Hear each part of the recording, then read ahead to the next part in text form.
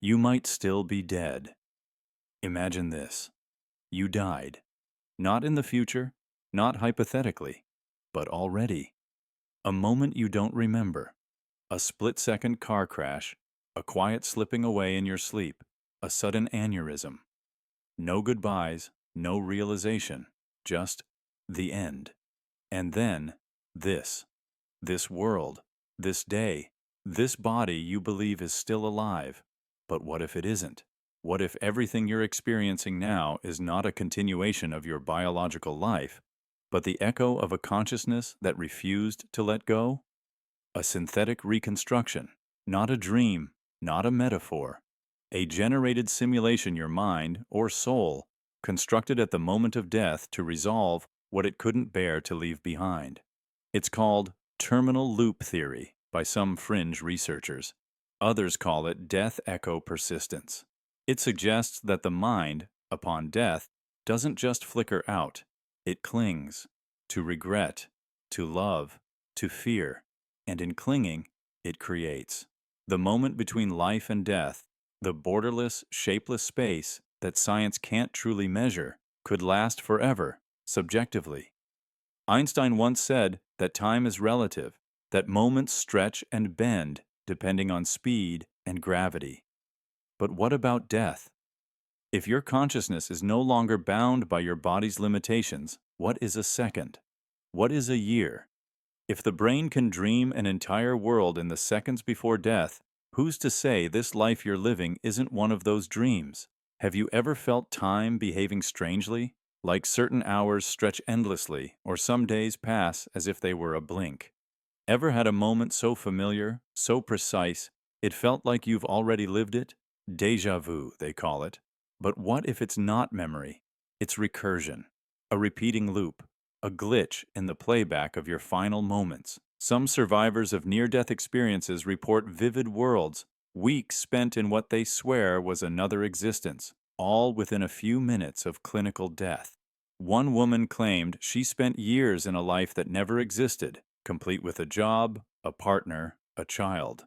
And then she woke up in a hospital, disoriented, missing a life she couldn't prove. Was that a hallucination? Or did her soul create a space to process everything it wasn't ready to lose? There's an unsettling idea that the life we experience post-death may not be punishment or reward, but therapy. A last attempt by the psyche to heal itself, to come to terms with unspoken truths, to revisit forgotten corners of guilt, longing, or love. Maybe that's why so many people feel stuck in patterns they can't break. Repeating mistakes, attracted to the same pain, the same type of heartbreak, the same decisions with different faces. Maybe these are echoes, scenes your soul is trying to resolve before it can let go, before it can truly leave. If you feel like you're searching for something without knowing what, if you've had dreams that feel more real than waking life, if you've ever stared into a mirror and felt, even for a second, that something behind your eyes wasn't fully human anymore, just remembering being one, you're not alone. Philosophers from ancient Egypt to Tibet have described death not as an end, but a gate to an inner passage of unraveling.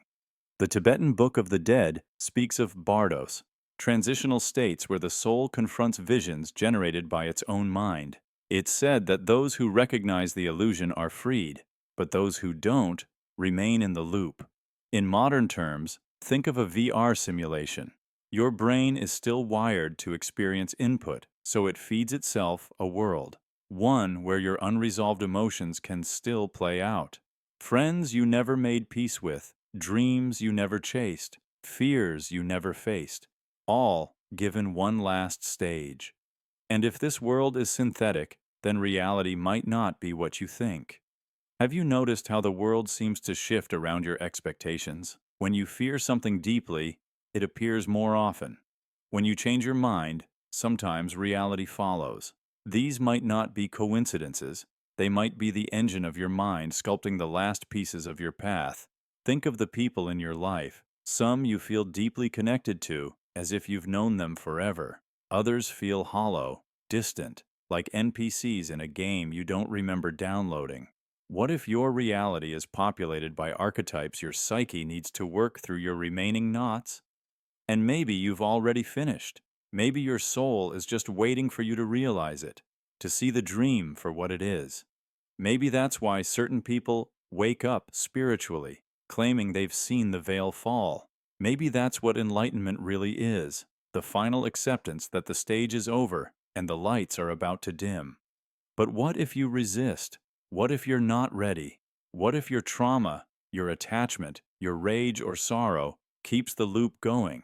Then you might find yourself reborn in the same patterns, the same struggles, maybe not reincarnated in the traditional sense, but reloaded. The script edits itself, but the scene remains. Different faces, same pain. What if you are the director, the actor, and the audience of your final play? You might still be dead, but in this ghost of a world, you've been given a rare and strange grace, a chance to let go, not because you have to, but because you're the only one who can. So next time, the world feels unreal, when silence stretches too long, when you catch your reflection staring back just a bit too knowingly, ask yourself, what are you still holding on to? Because the moment you stop needing this dream, it might finally let you wake up. The watched soul phenomenon. Imagine death, not as a dramatic end, not as silence, but as surveillance. A quiet, uninterrupted gaze that begins the moment your final breath slips away. No judgment, no punishment, just observation. Endless, unblinking. The watched soul phenomenon suggests this isn't a metaphor. It may be what actually happens. It's whispered across cultures, hinted in near-death experiences, whispered in mystic texts, and encoded in dreams that feel too vivid to be fiction. People across time, from Egyptian scribes to Himalayan monks, have described a similar feeling after clinical death, a sense that something was watching them, not with menace, but with intent. An ancient awareness, patient, constant. Those who are revived after being declared dead often describe a chilling presence, not a tunnel of light, not a reunion, just presence, eyes without a face, consciousness without form. One person said it felt like being held in a museum, but I was the exhibit. Another described it as a gentle but inescapable scrutiny, as if I was being studied, not judged. What are we to make of these patterns? Modern researchers might dismiss this as brain chemistry, DMT floods, lack of oxygen, dreamlike hallucinations. But if that were all, why the consistency across centuries, geographies, and beliefs? Why would people who never met, who spoke different languages and had no knowledge of each other's faith systems, report the same eerie sensation? In ancient Tibet, there's a term, She Lam Zung Jug, translated as the merging gaze. It's the belief that after death, the soul becomes hyper-aware of itself because something else is aware of it. Not malevolent, not divine, just present. In Hindu philosophy, some schools suggest the soul enters a liminal state where it is seen by the universe before being reborn, not judged, just understood, measured not by morality, but by pattern. Think of it this way. What if your life is not scored by good or evil, but by rhythm, like a symphony? And death is when something listens back, not to punish the wrong notes, but to feel the shape of your music. What if this watcher doesn't interfere, because interference would alter the composition? What if its only purpose is to witness? This could explain the terrifying dream loops reported by coma survivors, where they experience years of life, memory, and emotion in seconds, but always feel as though someone is watching from the other side of a mirror, trapped in a one-way pain of reality, screaming for release, never truly alone. They wake, and their first words are often, "It was watching me." But then, what is it? Some suggest it's the self, the raw, unfiltered core of your consciousness split from the illusions of body and brain, that once the ego dies, what remains becomes a watcher of itself, that you become your own mirror, looping your entire existence in hyper-awareness. Every memory, every choice, played back through emotion, not time. You feel your betrayals from the other side. You watch your kindnesses from the eyes of those you helped. You become the observer of what you once were. Others take it further. They believe the watcher is not you, but an ancient intelligence older than time, tasked with witnessing every soul's passing, not recording, not intervening, just keeping cosmic memory intact. If energy cannot be destroyed, and consciousness is a form of energy, then somewhere, somehow, a record must exist. A cosmic auditor, a silent librarian of lives. And what's more disturbing, many say it doesn't stop. That even in rebirth or reincarnation, this gaze follows. Some claim déjà vu is not a memory of a past life, but the soul flinching under familiar observation. That eerie sense someone is watching you when you're alone? Maybe it's not a glitch. Maybe it's the watcher. A woman who clinically died for 7 minutes described it in haunting words. It wasn't looking at me. It was looking through me, as if I was glass, as if I had always been glass. That phrasing appears again and again. Transparency. Exposure. Not vulnerability, but inevitability. Like the soul is never really hidden, only unaware of being seen. Some religious mystics warn of the danger of looking back. They say if you stare into the presence that watches, you'll be lost in it. You'll forget your identity entirely, become a reflection with no source. A soul that has seen itself from the outside is changed forever. But is that change tragic or transcendent? Maybe that's the point. Maybe the watched soul is a test of recognition, not to punish, not to reward, but to ask a final silent question. Did you understand? Not the facts, not your name, but the truth behind it all. Who you were, not who you appeared to be. Did you see yourself? In this view, death isn't darkness. It's the brightest, most focused light you've ever known. Not physical light, but cognitive exposure, total transparency, the feeling that all your illusions are peeled away in a single moment, and there you are, naked, eternal, and finally real. And someone, something, watches, not to decide your fate, but to witness your truth. That is the watched soul phenomenon. And once you know it, you might feel it too, not in fear, not in faith, but in that deep, unsettled moment between thoughts, when the room is quiet, when time stands still, and when, for no reason you can name, you suddenly stop and wonder, who's watching? You reincarnated too early. You've felt it your entire life, like the world you were born into wasn't ready for you. Or maybe, more accurately, you weren't ready for it. People describe it as being out of place, out of time, misaligned. But this isn't just about feeling like an old soul. It's about something deeper, something broken in the unseen machinery of existence. You reincarnated too early, and it shows. There's a theory that souls pass through cycles of rebirth not randomly, but rhythmically, like waves hitting the shore. Each soul has a natural interval, a resting period between lives, a liminal pause that allows for what some call soul integration. This space is where lessons from the past life settle, where the echoes of trauma are digested, where the psyche decompresses. In many traditions, it's even considered sacred. But what happens when that rest is interrupted, when the interval collapses? The signs aren't subtle. People who've reincarnated too early often report vivid, haunting dreams not of their current life, but of things they never lived, places they know too well but have never visited. They experience overwhelming déjà vu, not just occasionally, but constantly. Some remember dying, others wake up screaming, unable to explain why. But the most common thread is this. They feel like they've been shoved into the wrong life, like being ripped from one story and stitched awkwardly into another.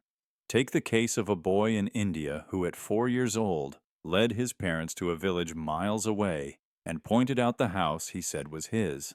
He named the previous occupants. He knew intimate details of a man who had been murdered there years earlier.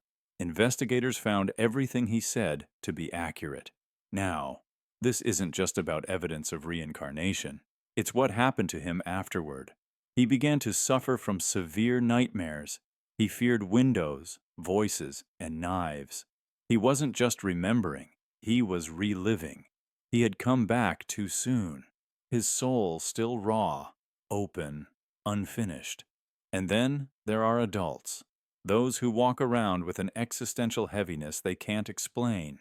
People with phobias that don't trace to any known event. A woman who trembles at the sound of dripping water without knowing why. A man who panics in crowds but has never been harmed in one. They say therapy helps, but only partially, because what they're processing isn't from this life. The trauma predates it. It's carried across the threshold, half-healed, incomplete. These are the symptoms of a soul that skipped a cycle. Why would this happen? Theories range from cosmic error to interference. Some believe traumatic death can force a soul to return prematurely. Others suggest that some force, call it destiny, karma, or even manipulation, can override the natural interval for its own reasons. In esoteric teachings, this forced return is seen as dangerous, like transplanting a flower before the roots are ready. It weakens the spirit.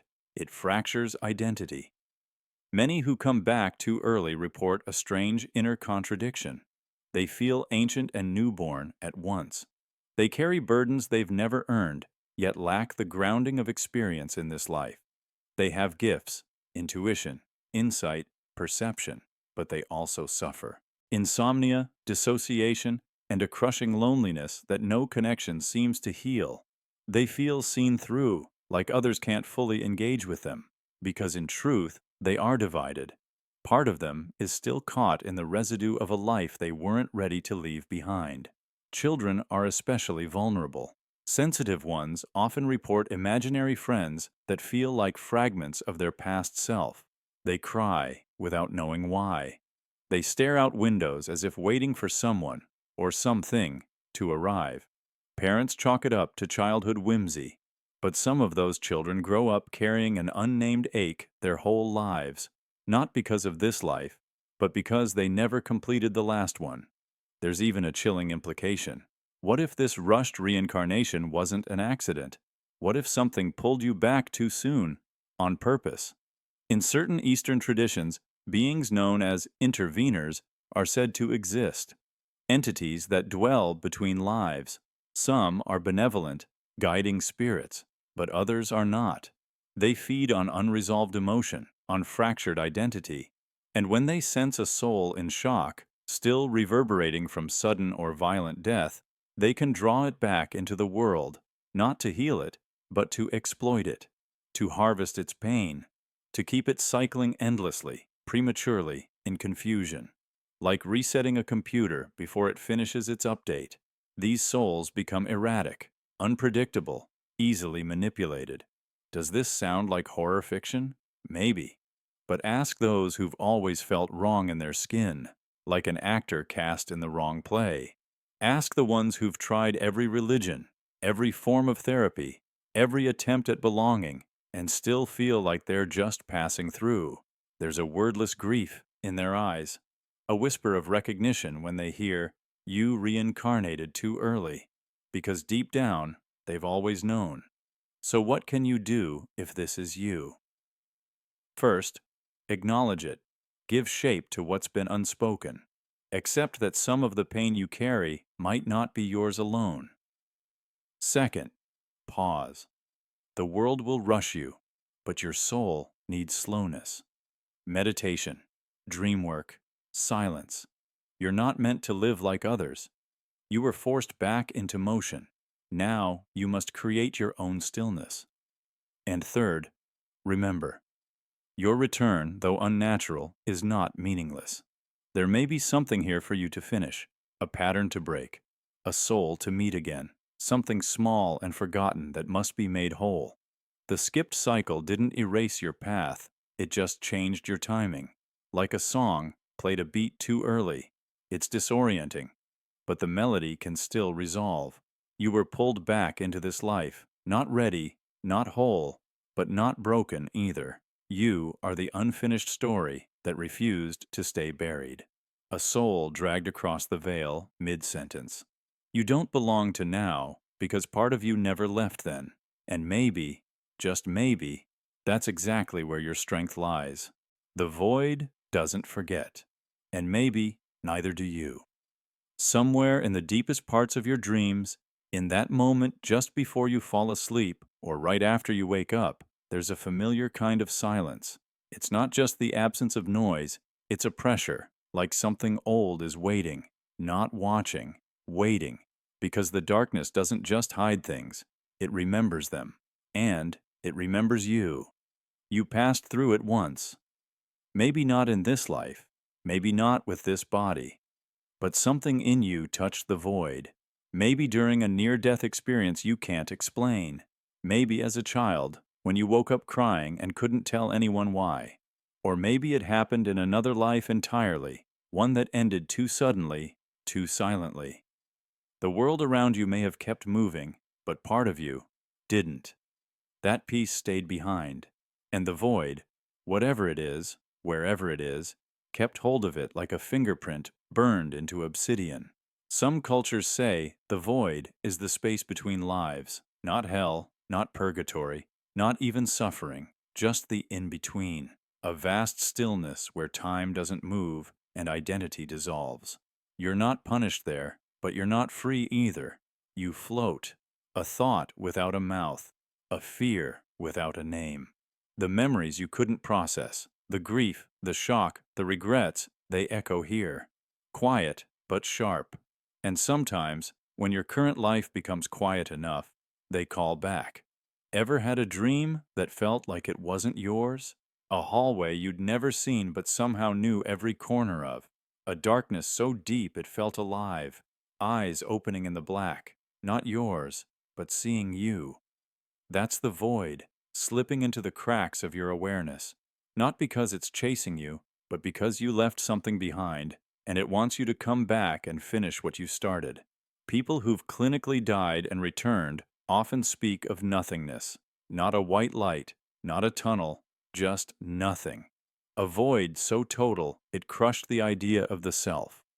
They return with this heavy silence inside them, like something followed, or worse, something stayed. It's why some never talk about what they saw, because it wasn't what they saw, it's what saw them. And they feel it in their dreams, in the quiet, in moments of deep stillness when the world seems too far away and too close all at once. And here's the thing, the void doesn't judge, it doesn't torment, it remembers.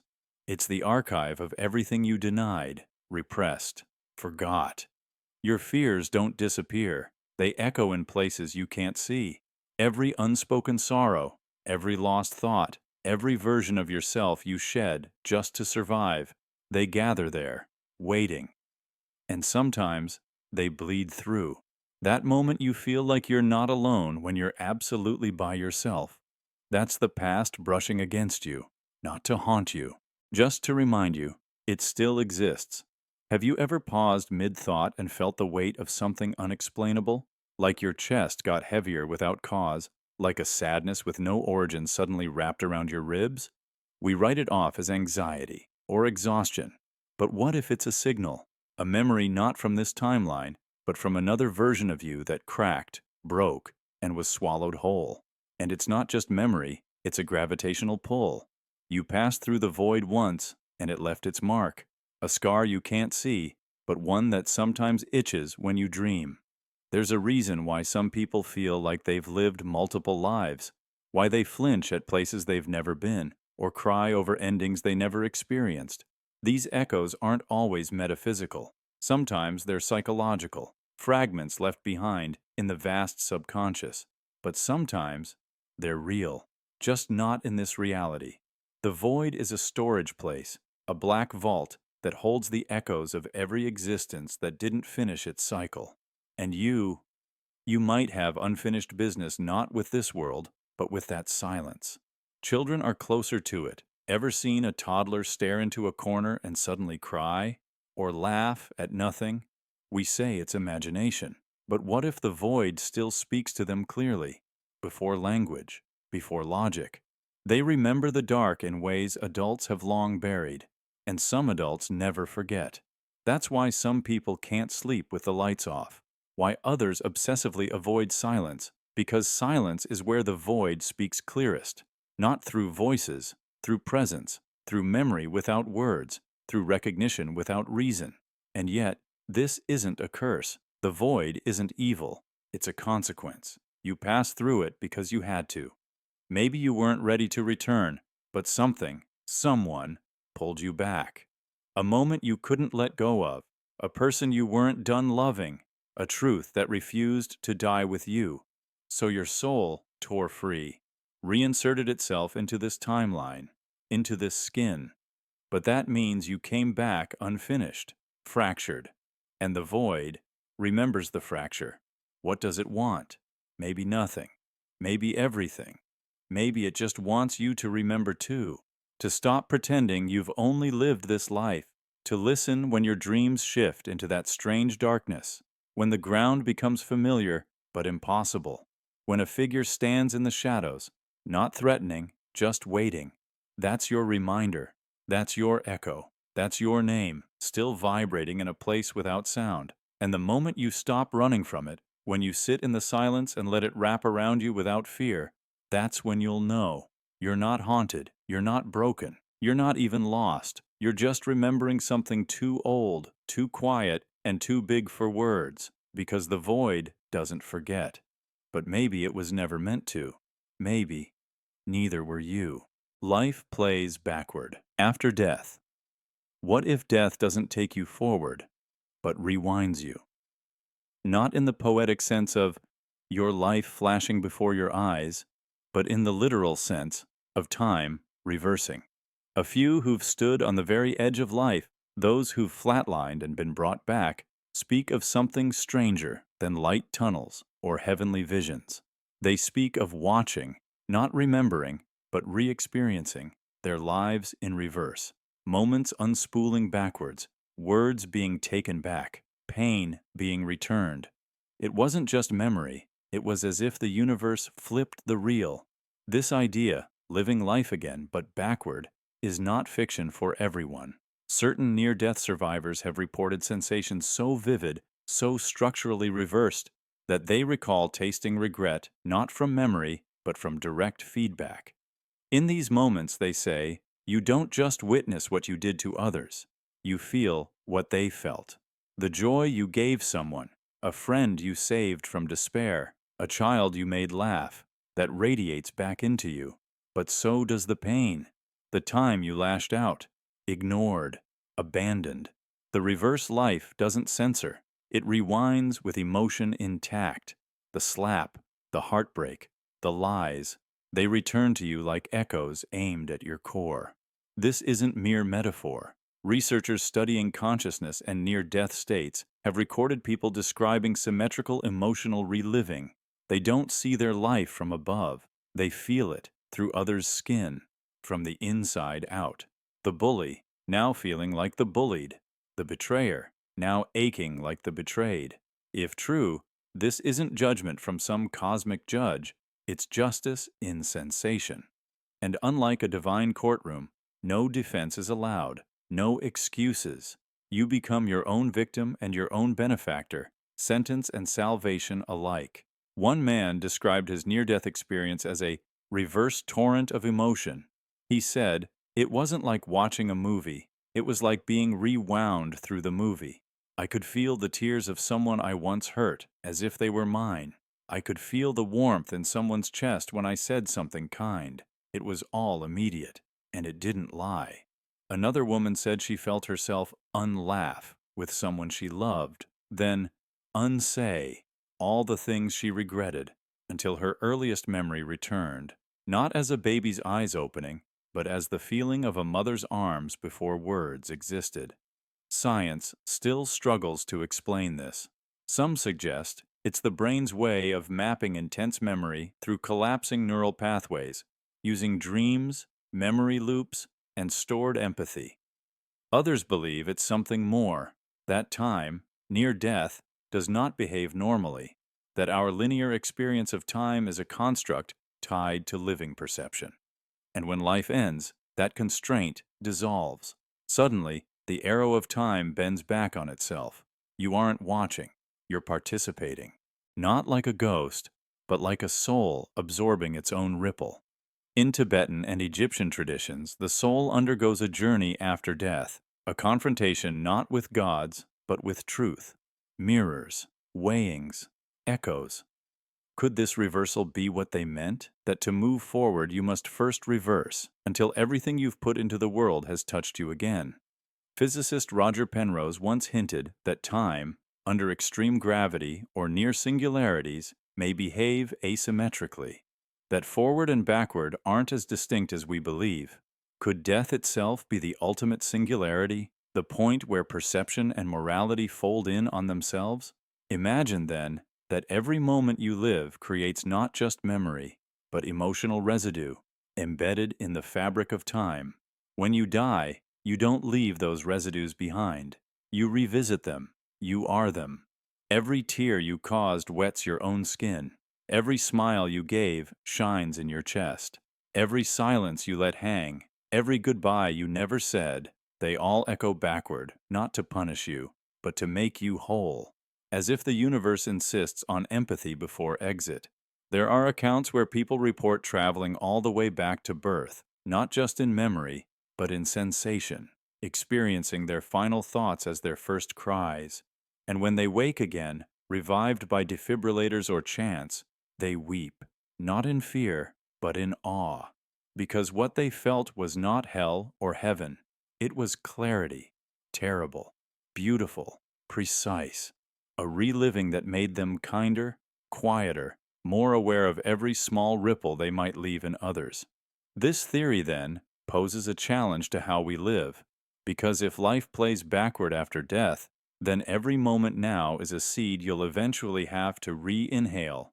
You will become the bruise you leave, the laughter you give, the apology you never made, the hand you held or didn't. Time, in this view, is not a line, but a loop soaked in empathy. And the end is not a door, but a mirror. One that doesn't show your face, but the faces of all those who ever looked at you and felt something. So ask yourself, not when you die, but now, what moments are you sending forward that will come back for you in reverse? Because maybe death isn't judgment. Maybe it's a playback.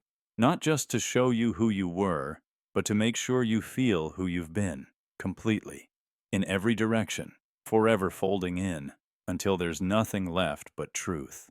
The thought that trapped you. You think you're alive, that you're moving forward day by day, decision by decision. But what if you're not? What if this life, this endless string of thoughts, is nothing more than a loop, spiraling around a single idea you died thinking? Some ancient traditions believe that your final thought at the moment of death shapes what happens next, not just in the afterlife, but in everything. What you see, what you feel, who you think you are. The Buddhists call it the chitta vritti, the whirlpool of the mind. And if your soul wasn't at peace, when your heart stopped beating, that whirlpool might have turned into a trap.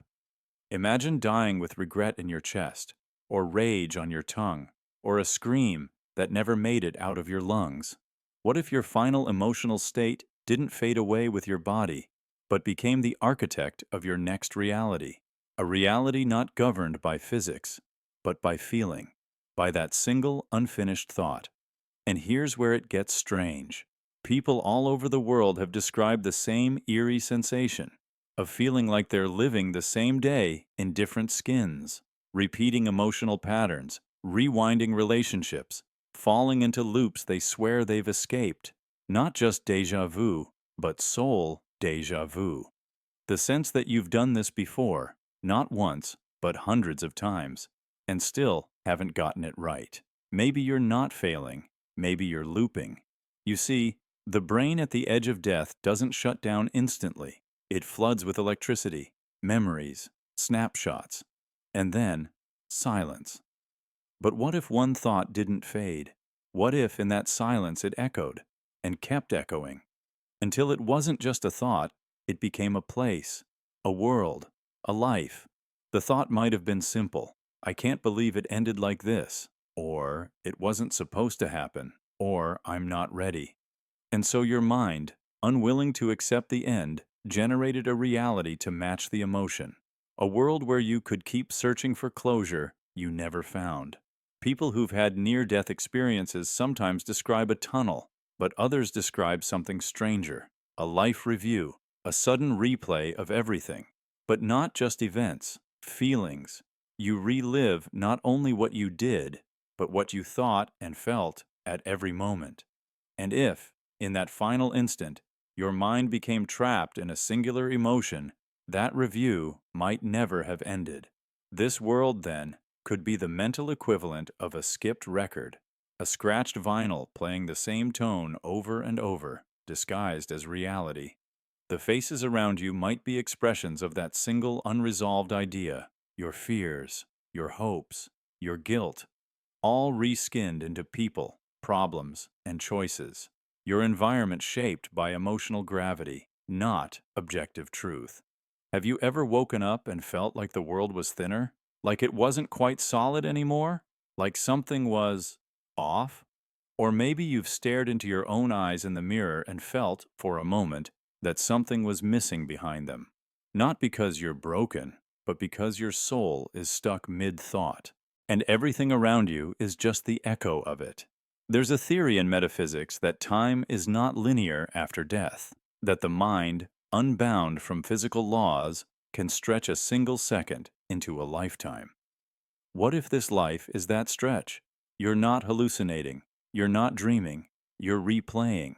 And the worst part is, you might not even remember what the original thought was. It could be buried under layers of mental construction, masked as a job, a failure, a lost love.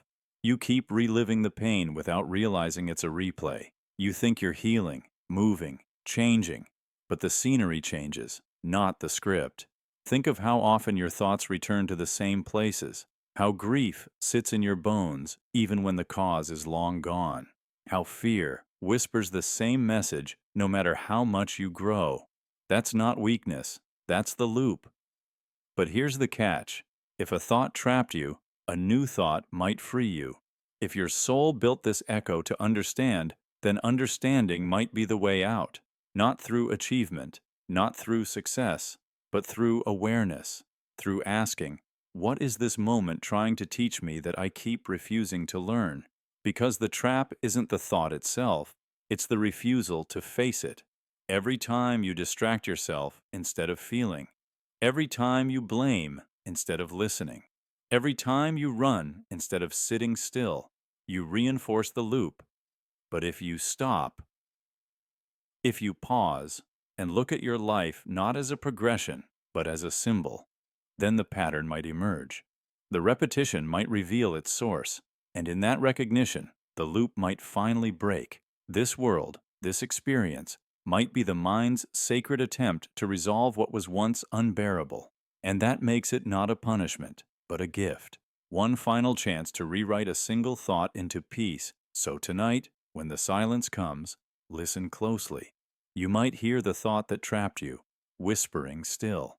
And this time, you just might be ready to answer it. You're the spirit you feared.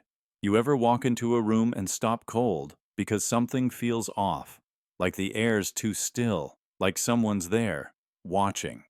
But there's no one. Nothing moves. You shake it off. Tell yourself it's just stress, imagination, a draft, a shadow. But somewhere in your chest, something stirs, something old and scared. But what if it wasn't your imagination? What if every time you felt that unseen presence, every time the hair on your neck stood up, every time your heart pounded with no threat in sight, it wasn't something else watching you? It was you, the you that you left behind, the one that didn't move on, the one that broke at the moment of deepest pain, deepest fear, a version of you that splintered in time, trapped, a ghost not of death, but of memory.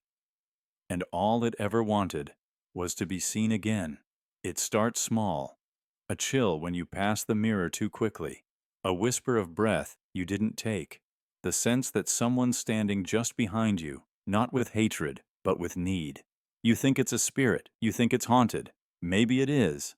But what no one tells you is, sometimes the haunted house is your own skin, and the spirit is just a piece of you, waiting to come home. You don't remember the moment it happened. Not exactly. Maybe it was when you were 6, and someone said a thing they shouldn't have. Maybe it was the night everything changed and no one came to check on you. Maybe it was the day you decided to stop feeling, because it was safer not to. That's when you broke. That's when the split happened. Not physical, not visible, but real. You kept walking, you kept breathing, you grew up. But that version of you, the one who wasn't strong enough to make it out, they stayed behind, still in that dark room, still sitting on that floor, still whispering, still watching. And now, years later, every time you flinch at a shadow, every time you feel a presence in the corner of your eye, you think it's something foreign, something evil. But it isn't. It's familiar. It's you, the part of you that got stuck, still begging to be noticed, still hoping you'll remember. Some people talk about spirits as if they're strangers, cold, wandering energies with unfinished business. But what if the unfinished business is yours? What if the spirit doesn't need a priest, a ritual, a circle of salt, but recognition? Think about the places where you've felt it most. The corner of the childhood bedroom you avoid. The empty hallway in your grandmother's house, that one closet you never open. The feeling of being watched isn't always danger. Sometimes it's desperation. Sometimes it's grief that didn't have words, pain that didn't know how to leave. You thought you survived, but part of you didn't. And here's the terrifying truth. This presence doesn't always fade. In fact, the more you ignore it, the stronger it gets. The longer you go pretending it's not real, the louder it becomes, not with screams, but with moments, lost time, cold touches, dreams that wake you sobbing. You think it's a curse. It's not. It's a call. From you. To you. A man once described it like this. I kept seeing myself in dreams, not like a reflection, but like a double, standing in doorways, staring at me, never speaking, just watching. He thought it was madness, until one night in the dream he walked toward the figure, and the figure cried, without sound, just tears, and vanished. After that, the presence was gone. The air felt warm again. He said it was like forgiving a stranger, and realizing it was himself. There's a reason some cultures say you leave fragments of your soul in places of trauma. That part of you lingers, waiting for return. But if you don't return, it decays, not into rot, but into memory, into echo, into spirit. A spirit that becomes more myth than truth. A feeling, a story you tell yourself at night to explain the weight you can't name. You feared ghosts, but what you really feared was the pain you never healed, the shame you buried, the voice you silenced. And now it watches, not out of vengeance, but because it doesn't know how to stop. You are being haunted, but not by something that wants to hurt you, by something that wants to be held. So what happens if you stop running? What happens if you sit still and listen? If you speak aloud to the empty room and say, I see you, I know you, I remember. What if the haunting ends not with a scream, not with an exorcism, but with a reunion? What if that shiver on your spine is a handshake? What if the spirit you feared was the proof you're still alive? Then you realize you're not haunted, you're whole, or at least, you could be. But only if you turn around, face the presence, and whisper the only words that matter. Come home. Some doors are one way. You've likely heard stories of people dying and returning, light at the end of the tunnel, voices calling them back, a sense of crossing a threshold and then waking in a hospital bed. These stories comfort us. They imply a reversible death, a bridge that can be walked in both directions.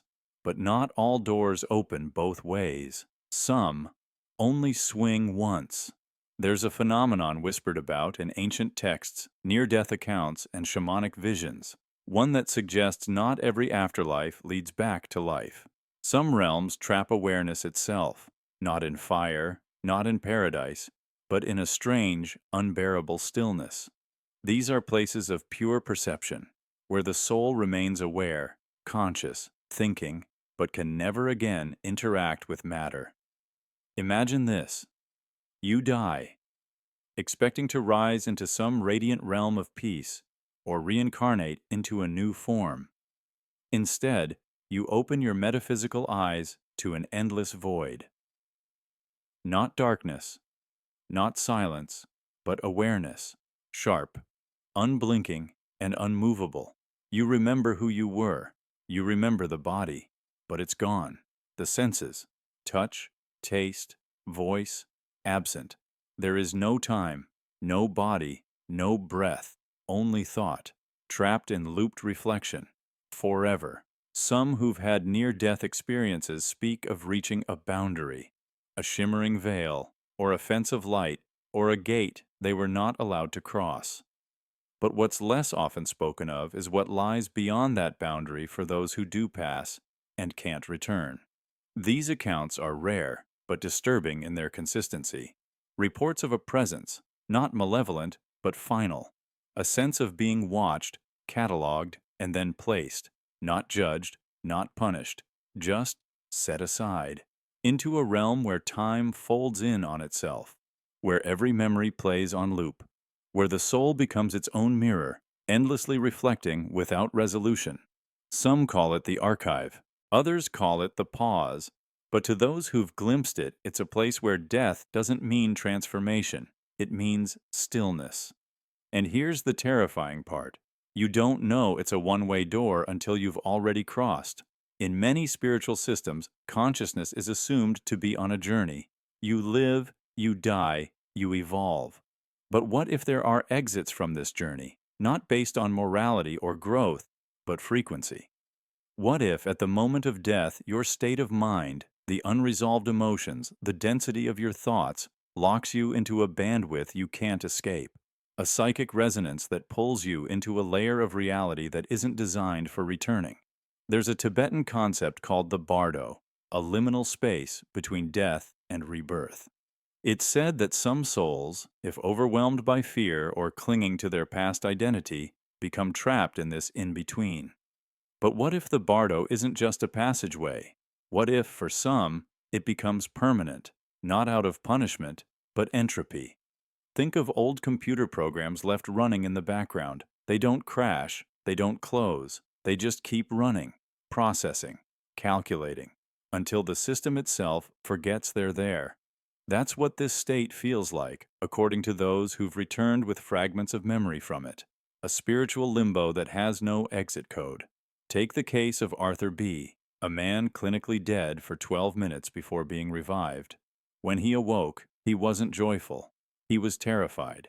He said he'd been conscious the whole time, not floating, not watching, but locked. He described being wedged in thought, aware of his name, of language, of time passing, but unable to move, not even to scream, no visions, no light, just an endless, silent tension. Like a thought that never finishes. When asked what brought him back, he whispered, "I remembered being alive, and something pulled on that." This suggests the exit isn't always closed, but it seals quickly. If a soul forgets the taste of sensation, of being embodied, it loses its tether. Like an astronaut drifting from the ship, you can see the world, but you'll never reach it again. Religions rarely speak of this. It's too uncomfortable, too final. But in esoteric circles, there's a belief that souls who enter these one-way realms become part of the invisible scaffolding of reality. Thought without form. They become echoes, not ghosts. Observers, not participants. The background noise of the universe, and occasionally those thoughts, those lingering minds, leak through. In dreams, in flickers at the edge of your vision, in the sudden sensation that something is aware of you when no one else is around. That's not always imagination. That might be someone who walked through the wrong door, someone who was supposed to wait but didn't. Someone like you. You feel things before they happen. You sense rooms more than you see them. You hesitate when nothing is there. It could be trauma. It could be sensitivity. Or it could be proximity to those trapped souls. Thoughts with no hands, watching us as we move, speak, forget. The hardest part is realizing that this isn't horror, it's possibility. A reminder that the afterlife isn't always a destination. Sometimes it's a mistake, a skipped track, a misaligned chord in the symphony of rebirth. So, how do we avoid that one-way door? Perhaps the answer lies in presence, in not rushing, in dying as we lived, with awareness, not fear, with detachment, not clinging. Maybe it's not about how you die, but how you let go. Because when the moment comes, the universe might offer you many doors. Some lead to new lives, some lead to rest, and some lead to watching forever, without ever touching the world again. Choose wisely. You've been here before. You've been here before. Not just in a passing sense. Not just the flicker of familiarity you feel when walking down a hallway or hearing someone say something you swear you've heard before. No, it's deeper than that. Deeper than memory. Deeper than this life. Because the déjà vu isn't a glitch. It's residue. Echo. Scar tissue on the soul. There's a rhythm to the universe. A spiral that turns over and over, looping through variations of existence. And you've been caught in that spiral more times than you realize. Not reincarnation in the simple poetic sense. Not just being reborn as someone new, but cycling, returning again and again. Sometimes as a correction. Sometimes as punishment. Sometimes because you chose to come back. But most times because you weren't finished. Déjà vu is not a random brain error. It's not just misfired neurons mimicking experience. That's what we're told. That's what science labels it. Anomalous familiarity, a trick of the hippocampus. But when you feel it, you know it's more than that. You feel it in your bones. You stop, mid-step, and your breath catches. The world around you doesn't just feel familiar, it feels rehearsed. Like you're rereading a chapter you didn't know you already knew. And in that moment, you don't just remember, you relive.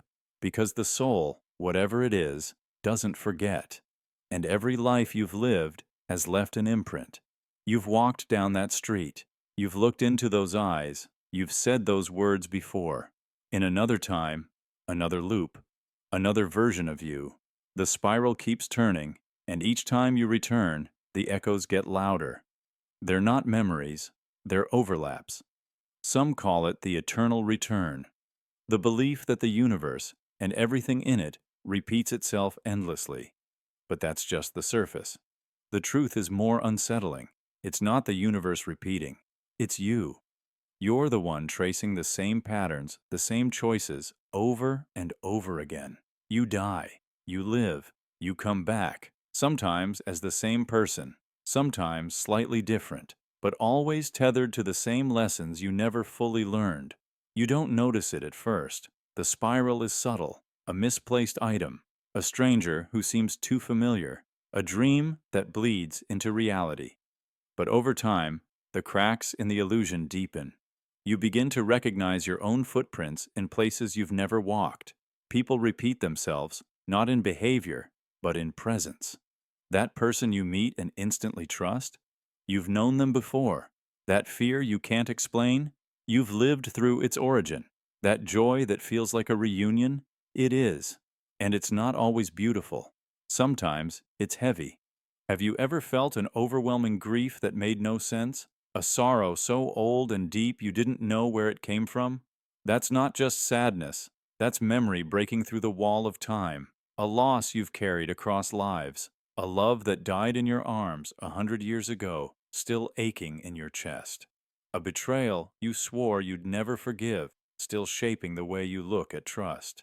You are not just this moment. You are a collection of every version of you that ever tried and failed and tried again. And here's where it gets darker. Some people don't return.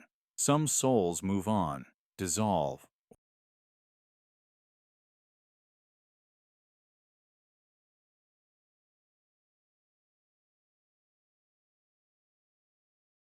A truth never faced. A choice always avoided. The spiral isn't a punishment. It's a mirror. It keeps showing you what you refuse to see, and each life gives you another chance to choose differently. But if you keep making the same choices, it starts to show. Déjà vu becomes more frequent. Dreams become layered. People from different lives begin appearing together, and you begin to notice that time itself doesn't feel linear anymore. The days blur. The years feel off. You begin having moments where you swear something's missing. Something was supposed to happen, but didn't. Or something happened that you know wasn't meant for this timeline. You're slipping, not going crazy, just unglued, because the spiral is tightening and it wants resolution. But maybe that's why you're here, right now. Maybe this version of you, this life, is the tipping point. Maybe this time, the spiral ends, or begins anew. Because the residue of your past lives, the mistakes, the victories, the pain, the love, it's all converging. And you can feel it, can't you? That sense that something's coming, that you've stood at this threshold before. You don't remember what happens next, but your soul does. And that's why it's whispering. That's why the déjà vu is getting louder. It's not reminding you of the past. It's warning you. You've been here before, and the spiral is watching to see what you'll do differently this time. Because what if this moment, the one you're in right now, is the one where it finally breaks? Where you make the choice you've avoided for lifetimes? Where you say what was left unsaid? Where you turn away from the familiar pattern and step into the unknown? What if that's why you came back? And what if you don't? Then the spiral continues, and you'll wake up one day, years from now, in another version of this life, with another name and another body, and wonder why everything feels so familiar. Because the déjà vu isn't a glitch, it's a scar, a signal, and a second chance. This is the loop, and you're standing in its center. Choose wisely. You rehearsed this death already. There are dreams that feel too real to forget, not just vivid, prophetic. The car crash you swerved to avoid, but dreamed of days before. The fall you never took, but felt the impact of in your sleep. The stranger's face you've never seen awake, but one you know intimately in your nightmares. These moments aren't just coincidence, say some. They're rehearsals, memories, echoes of deaths you've already experienced, just not in this life. What if that recurring nightmare where you died wasn't a creation of your imagination, but a recollection? What if you already died, and your dream isn't fear, but your mind's attempt to replay what it's not ready to accept consciously? Some theorists and survivors of near-death experiences describe a strange familiarity with their own demise, a feeling, even in the moments before an accident or cardiac arrest, that they'd seen this before, that they knew this was coming, as if their consciousness had rehearsed it, in dreams, in déjà vu, in quiet flashes of dread disguised as irrational anxiety. There are reports from soldiers, climbers, survivors of crashes, and even cancer patients, people who swear they felt their death before it happened, often in detailed dreams months or years earlier.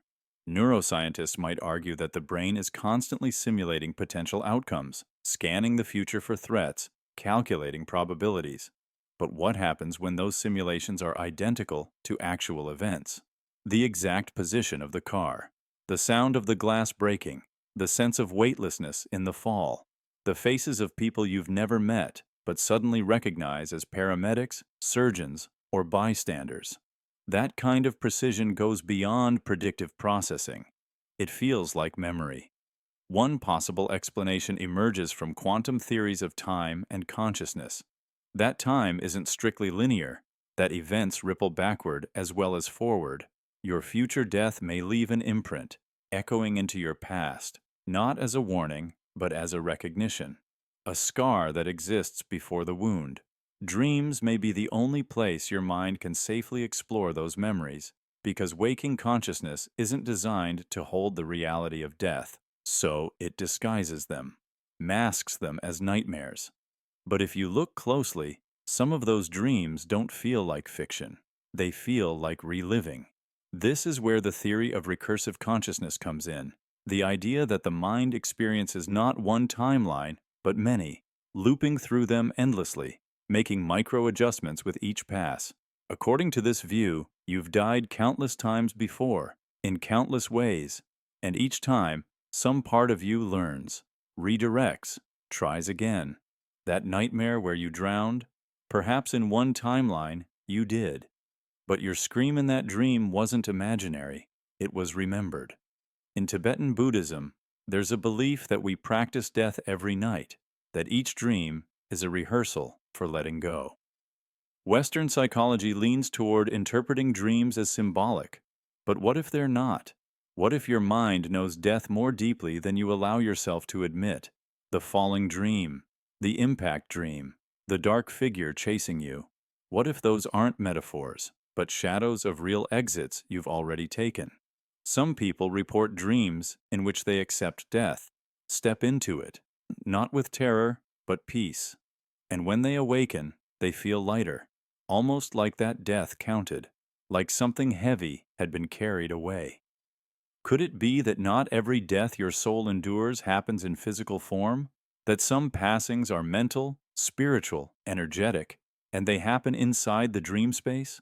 Consider this. If time is non-linear and dreams are unconstrained by physical laws, then your sleeping self might be traversing memories from other lives, from failed timelines, from parallel branches of self that reached an ending your waking body avoided. You may have already burned, drowned, fallen, or vanished, and your dreams are not fiction, but memory corridors replaying those endings, not to frighten you, but to prepare you, to show you that you've faced death before, and you will again. What does that mean for how you live now? If you've already rehearsed your death, if your subconscious has walked that road many times, then what are you doing with your borrowed breath? What has your soul already learned from those deaths? Perhaps the real question isn't whether you've died before, but how much of those deaths you remember, and whether your next dream will bring you closer to that truth. Because maybe dreams aren't lies. Maybe they're your soul's secret diary, written in the ink of every timeline you've ever touched. And when you wake up gasping, shaking, certain it was real, maybe it was. The Ascension loop trap. You died, but instead of a void, you saw light, peace, understanding. You ascended. At least, that's what you believed. But then came another level, a realm even higher, more radiant, more profound. You felt closer to the truth. You were told you'd grown, evolved, cleansed another layer of illusion, and yet, something still didn't feel complete.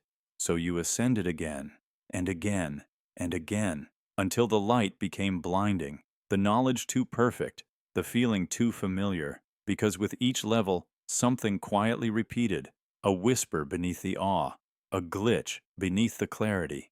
And that's when you began to wonder, what if Ascension itself is the trap? This is the Ascension loop trap, the idea that after death, your soul doesn't awaken into truth. It steps into a new illusion, disguised as enlightenment, like a Russian doll of spiritual simulations, each claiming to be the final one. It begins with reward. You've left the physical world, the pain, the decay. You're surrounded by guides, by glowing landscapes, by impossible serenity. You're told you've passed the test, and maybe that's what keeps you there, because deep inside, you need to believe it meant something, that your suffering led to something more. But what if this is the seduction? Not punishment, but praise. Not chains, but wings that never let you land. What if the afterlife is a feedback loop built by your own consciousness? Or worse, by something else, some echoing system, designed to trap you not through fear, but through false growth? You begin to notice the signs. The levels all speak your language. They reflect your beliefs. You see gods you once prayed to, hear voices you trust. The love you feel is total, but suspiciously tailored, personalized, like a dream customized to your psyche. Not truth, but comfort. Not reality, but perfect spiritual marketing. And each time you reach a higher plane, it seems more real because your doubt is shrinking. Your curiosity dulls. The simulation doesn't fail by being flawed. It succeeds by being too flawless, to question. Like a video game that always tells you "good job" after every level, regardless of how well you play. You might think this sounds absurd, that such beauty couldn't be a lie. But consider this. In dreams, you accept nonsense as truth. In comas, people live lifetimes that feel real. And under deep hypnosis, the brain can fabricate entire belief systems from nothing. If that's what the mind can do, what can the soul do? And if a soul is scared to face the final void, what better trap than a staircase leading nowhere? Some who've had near-death experiences describe ascending realms, followed by an inexplicable return. They say they weren't ready, or had more to learn. But what if that wasn't guidance, but interruption? What if the simulation started to glitch? One man described meeting a being of light that called itself All. But when he asked, "Who created you?" it paused, then smiled, and changed the subject. He said the being radiated love, but also deflection. He never forgot that pause. What if these levels are designed to keep you asking the wrong questions? You're not tortured. You're praised. You're not imprisoned. You're promoted. But always just enough. Never final. Never whole. Just one more step. One more challenge. One more breakthrough. And you keep walking the path, unaware it curves in on itself like a spiral staircase with no exit. This is the loop. Because if you realize the game, you might ask a forbidden question. What if there's nothing to ascend to? What if the highest truth isn't another level, but the recognition that the entire structure is artificial? That freedom doesn't come from going up, but from stepping out. But how do you escape a trap designed to feel like escape? You question perfection. You examine your beliefs, even the ones that feel good, especially the ones that feel good. You ask why every truth is told in your own voice, why the gods look like you expect, why every level fits your mental furniture so perfectly. You listen for the silence between the guidance, the static beneath the love. And then, maybe, you stop ascending. You stop reaching for the next level. You sit. You stare directly into the blankness between stages. You call out not for more, but for real. And perhaps in that moment, everything collapses. The levels, the light, the voices, all of it folds in on itself like a paper illusion in fire. And you're alone. Not lonely, but finally untouched by programming. Not comforted, but free. Because the Ascension loop was never about growth. It was about distraction. It was about keeping you away from the one thing you feared more than death, non-existence.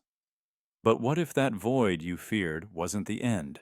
What if it was the doorway to truth, to something beyond simulation, beyond language, beyond identity? What if you were never meant to rise? What if you were meant to wake? You're still processing your death. Have you ever looked around and thought, this doesn't feel real? The colors feel off, the sky too smooth, people's faces too scripted. Emotions feel like echoes, not experiences. The world, hollow, as if you're moving through a memory, not a moment. As if you're dreaming, but never waking. What if it's not a glitch in your brain? What if it's not stress or overthinking? What if it's because you died? And this isn't life at all. It's the construct your soul built to survive the shock. A coping mechanism, woven from memory, stitched together from expectation, designed to resemble life just enough to keep you from breaking.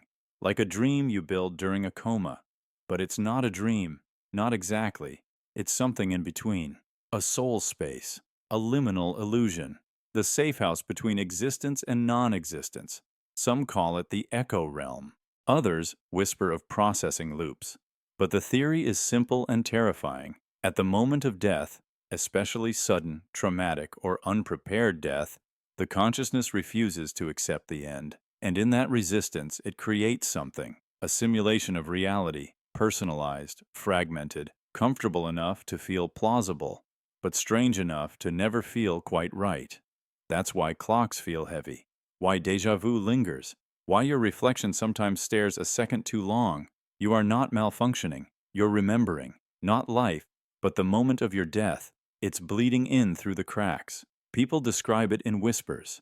The day the colors faded, the moment they realized everyone was speaking too clearly, too cleanly, like rehearsed dialogue. The feeling that the world has texture, but no weight. They keep walking, eating, talking, but something inside them whispers, "This is all after." One man described it as being inside a room with no doors, pretending the windows are real. He could function, he could even laugh, but every so often, a piece of the illusion would falter. A stranger would say something impossible. A light would flicker in a way that broke physics. The simulation stuttered, and for a heartbeat he remembered his accident, the scream, the silence that followed, and then he was back, in the fake, in the echo. Maybe that's why grief hurts the way it does, not just because we miss someone, but because some part of us knows they've moved on, and we haven't. We're not alive, we're stuck, still processing, still looping through our final thoughts, trying to make sense of something that already happened. Have you ever had a moment where you suddenly knew something without learning it? Where someone said something you've never heard, but your soul responded like it had always known? That might not be intuition. That might be a memory bleeding through, a whisper from the life before the construct, a part of you that remembers the real ending, the final breath, the fading light. And then you blink, and it's gone. You're back in traffic, back in your room, back in this space. The emotional numbness makes more sense now, doesn't it? The way you move through joy and sorrow like a spectator. Not because you're broken, but because you're watching yourself replay what already ended. Like theater you wrote in panic. And now you're acting it out, again and again, until you understand. That's the unsettling truth. This isn't punishment, it's therapy. This artificial world isn't a prison, it's a hospital for your soul. When a person dies unprepared, when the mind refuses to let go, the soul creates time as a buffer, and that time becomes a universe, a world just real enough to feel familiar, but false enough to eventually fall apart, because that's the point. The illusion is meant to break. The seams are designed to unravel, slowly, carefully. Until you're strong enough to face the truth, you died. You weren't ready, but you are now. Think about your dreams, how some of them feel more true than your waking life, how sometimes, inside a dream, you realize you're dreaming, and for one horrifying moment, you feel the weight of that awareness. And then you wake up. But what if that waking is the lie? What if this moment, the one you're living right now, is the lucid dream? And what comes next is the actual awakening. There are signs, if you pay attention. The repetition, the strange pauses, the people who seem like they're reading from a script, the way places look different, but always feel the same. You're not crazy. You're processing. Your soul is walking backward through its memories, collecting the broken parts, one fragment at a time. And when you've found them all, when the final moment has been accepted, the world will flicker. The simulation will collapse, not into darkness, but into clarity. You'll remember the truth, where you were, what happened, and why you had to forget. This is the grieving process of a soul, grieving its own end.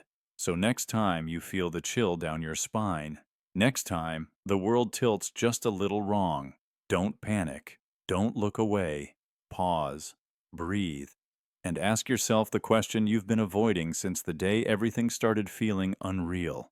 What if this is the dream I made to survive dying? And if it is, am I ready to wake up? You never escaped purgatory.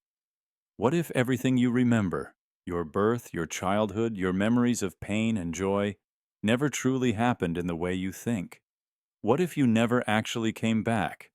What if instead you've been in purgatory this entire time, and no one ever told you? Purgatory has long been imagined as a place of waiting, neither hell nor heaven, a suspended state, a hallway without doors, a room with no clocks. But for those who never leave it, something strange begins to happen. They forget it's a waiting room, and the waiting becomes their life. There are ancient beliefs across cultures and religions that speak of this middle realm, a plane between death and rebirth, between sin and salvation, between body and soul. Some describe it as a fogged mirror of the real world. Others say it's filled with simulations, designed to help a soul reconcile what it couldn't accept in life. But here's the haunting twist. What if you never reconciled anything? What if your journey never restarted? Because it was never meant to. There are signs, moments that don't quite fit. You wake from a dream and the world feels thinner, like it could shatter if you pushed hard enough. The days repeat in cycles. Time moves, but meaning doesn't. You chase goals, but they dissolve as soon as you reach them. You feel watched, not by something malevolent, but by something evaluating. You were told that this life has purpose, that every struggle leads somewhere, but deep down, you suspect something darker, that it's all distraction, a play staged to keep you from remembering where you truly are. Consider the phenomenon of liminality, the eerie emotional weight of being in transition. Airports at night, empty hospitals, schools during summer break, places meant to be passed through, not lived in. And yet, something about them feels familiar.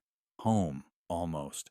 That's Purgatory's signature, a world built to seem temporary until you forget what you were waiting for.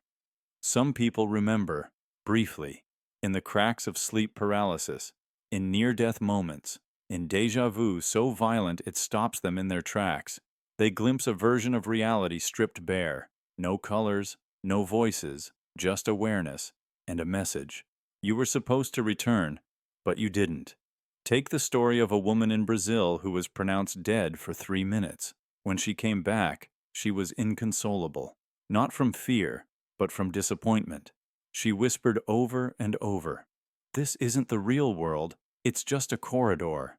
Her family dismissed it. The doctors called it trauma, but she never let go of that certainty that what she returned to was not life, but a facsimile, a hallway dressed up as a home. In some esoteric traditions, purgatory is not a punishment, but a process, a period where the soul must purge attachments, ego, illusion. But what if you don't purge them? What if you resist?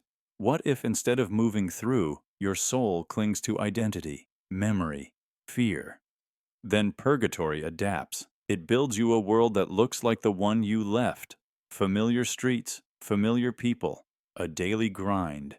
It lets you play out patterns over and over again, not to trap you, but to help you realize you're trapped. But here's the cruel brilliance. It doesn't feel like torture. It feels like life, just a little off. Just strange enough to make you question, but never quite enough to make you escape. You wonder why relationships repeat the same endings, why you sabotage good things, why the same faces appear in different forms, why you're haunted by places you've never been. These are fragments, artifacts of the world you were supposed to return to, the real one, but you didn't, because somewhere along the line, the process failed. The system glitched. Or maybe you simply weren't ready, and instead of forcing you through, purgatory let you dream. A long dream, an immersive illusion.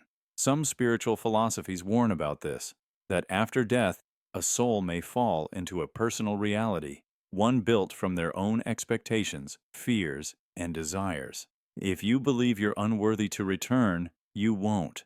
If you're terrified of judgment, you'll create a space that delays it, and over time, you forget you're even in it. What's worse is the question that comes next. If this is purgatory, who's watching? Because something is. It doesn't intervene. It doesn't guide. It observes. You feel it in moments of silence, when you're alone, but don't feel alone. It's not evil, but it is curious, as if it's waiting for you to realize something, waiting for you to remember. And maybe that's the key. Not escape, not salvation, but awareness. The first step out of purgatory is to realize you never left it, to stop chasing purpose in distractions, to stop believing the dream is the destination. You were told you'd return, but that was the story designed to keep you calm. What actually happened? You stayed, you lingered, you fell asleep in the waiting room, and now, every conversation, every success, every failure might just be echoes. Lessons dressed as events. People sent not to love you, but to awaken you. You haven't escaped purgatory, but you're starting to notice the seams. The curtain is fraying, and with enough clarity, you might find the real door. Just be careful what you ask for, because if you wake up too fast, you might find out that the waiting room was more merciful than what lies beyond. Your memories weren't yours. You think they are. You hold them like sacred truths, snapshots of childhood, flashes of joy or fear, familiar dreams that play out again and again. You carry anxieties that feel older than you, instincts you never learned, cravings you can't explain. But what if they don't belong to you at all? What if parts of your identity, your fears, your talents, your dreams, were never born from your mind, but inherited from a soul long gone? Not genetically, not in your blood, but spiritually, etched into your being like echoes stitched onto a new canvas. There are moments you can't explain. You walk into a room for the first time and know exactly where everything is. You meet someone and feel like you've missed them for years, even though you've never met. You wake up from dreams that are too detailed, too emotionally precise, to be random creations. In those moments, something ancient stirs beneath the surface, whispering, "You've been here before. You've felt this. You've lived this.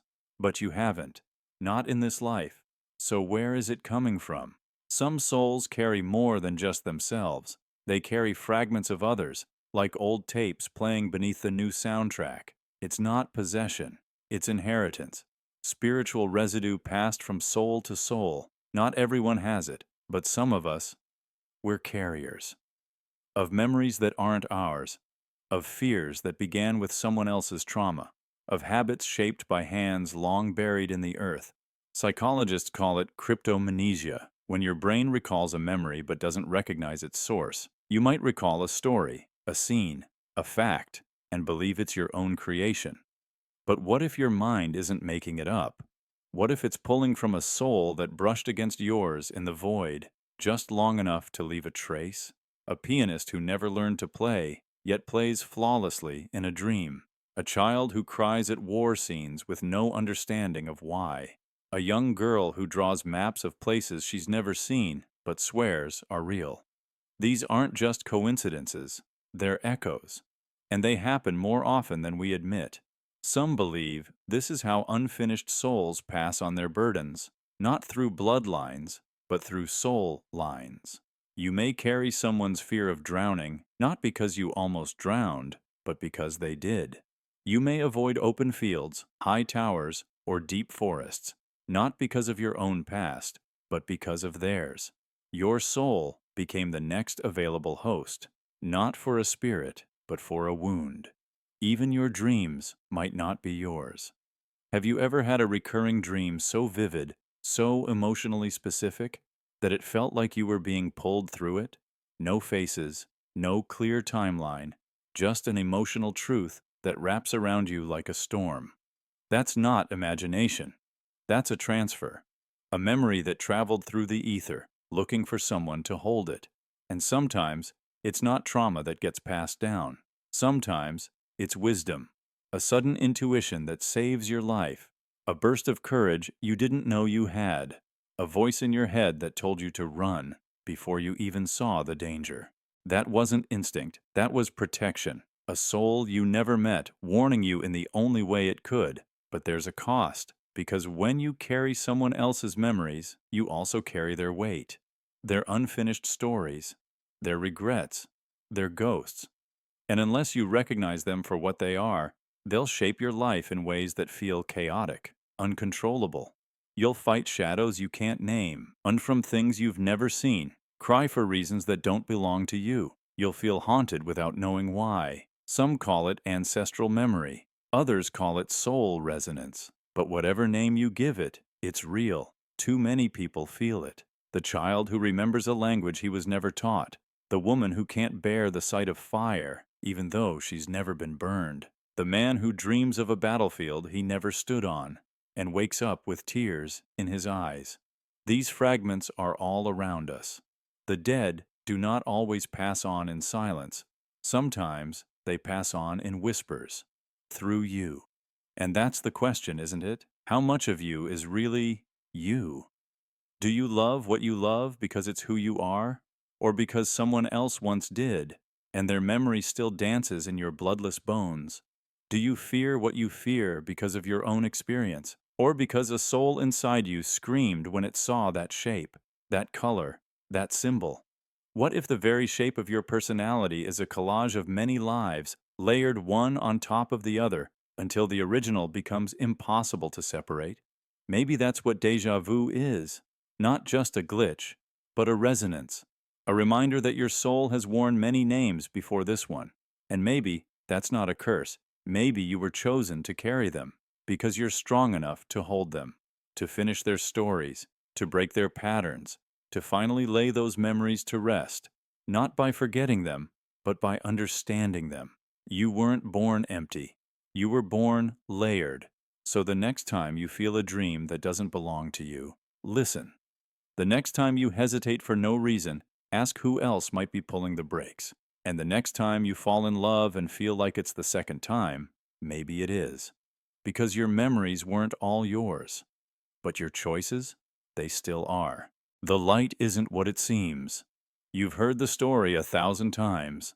The tunnel, the light, the sense of warmth pulling you forward, the feeling of love so pure it leaves no room for fear. It's the part of death that seems beautiful, the part so many cling to as proof that there's something good waiting on the other side.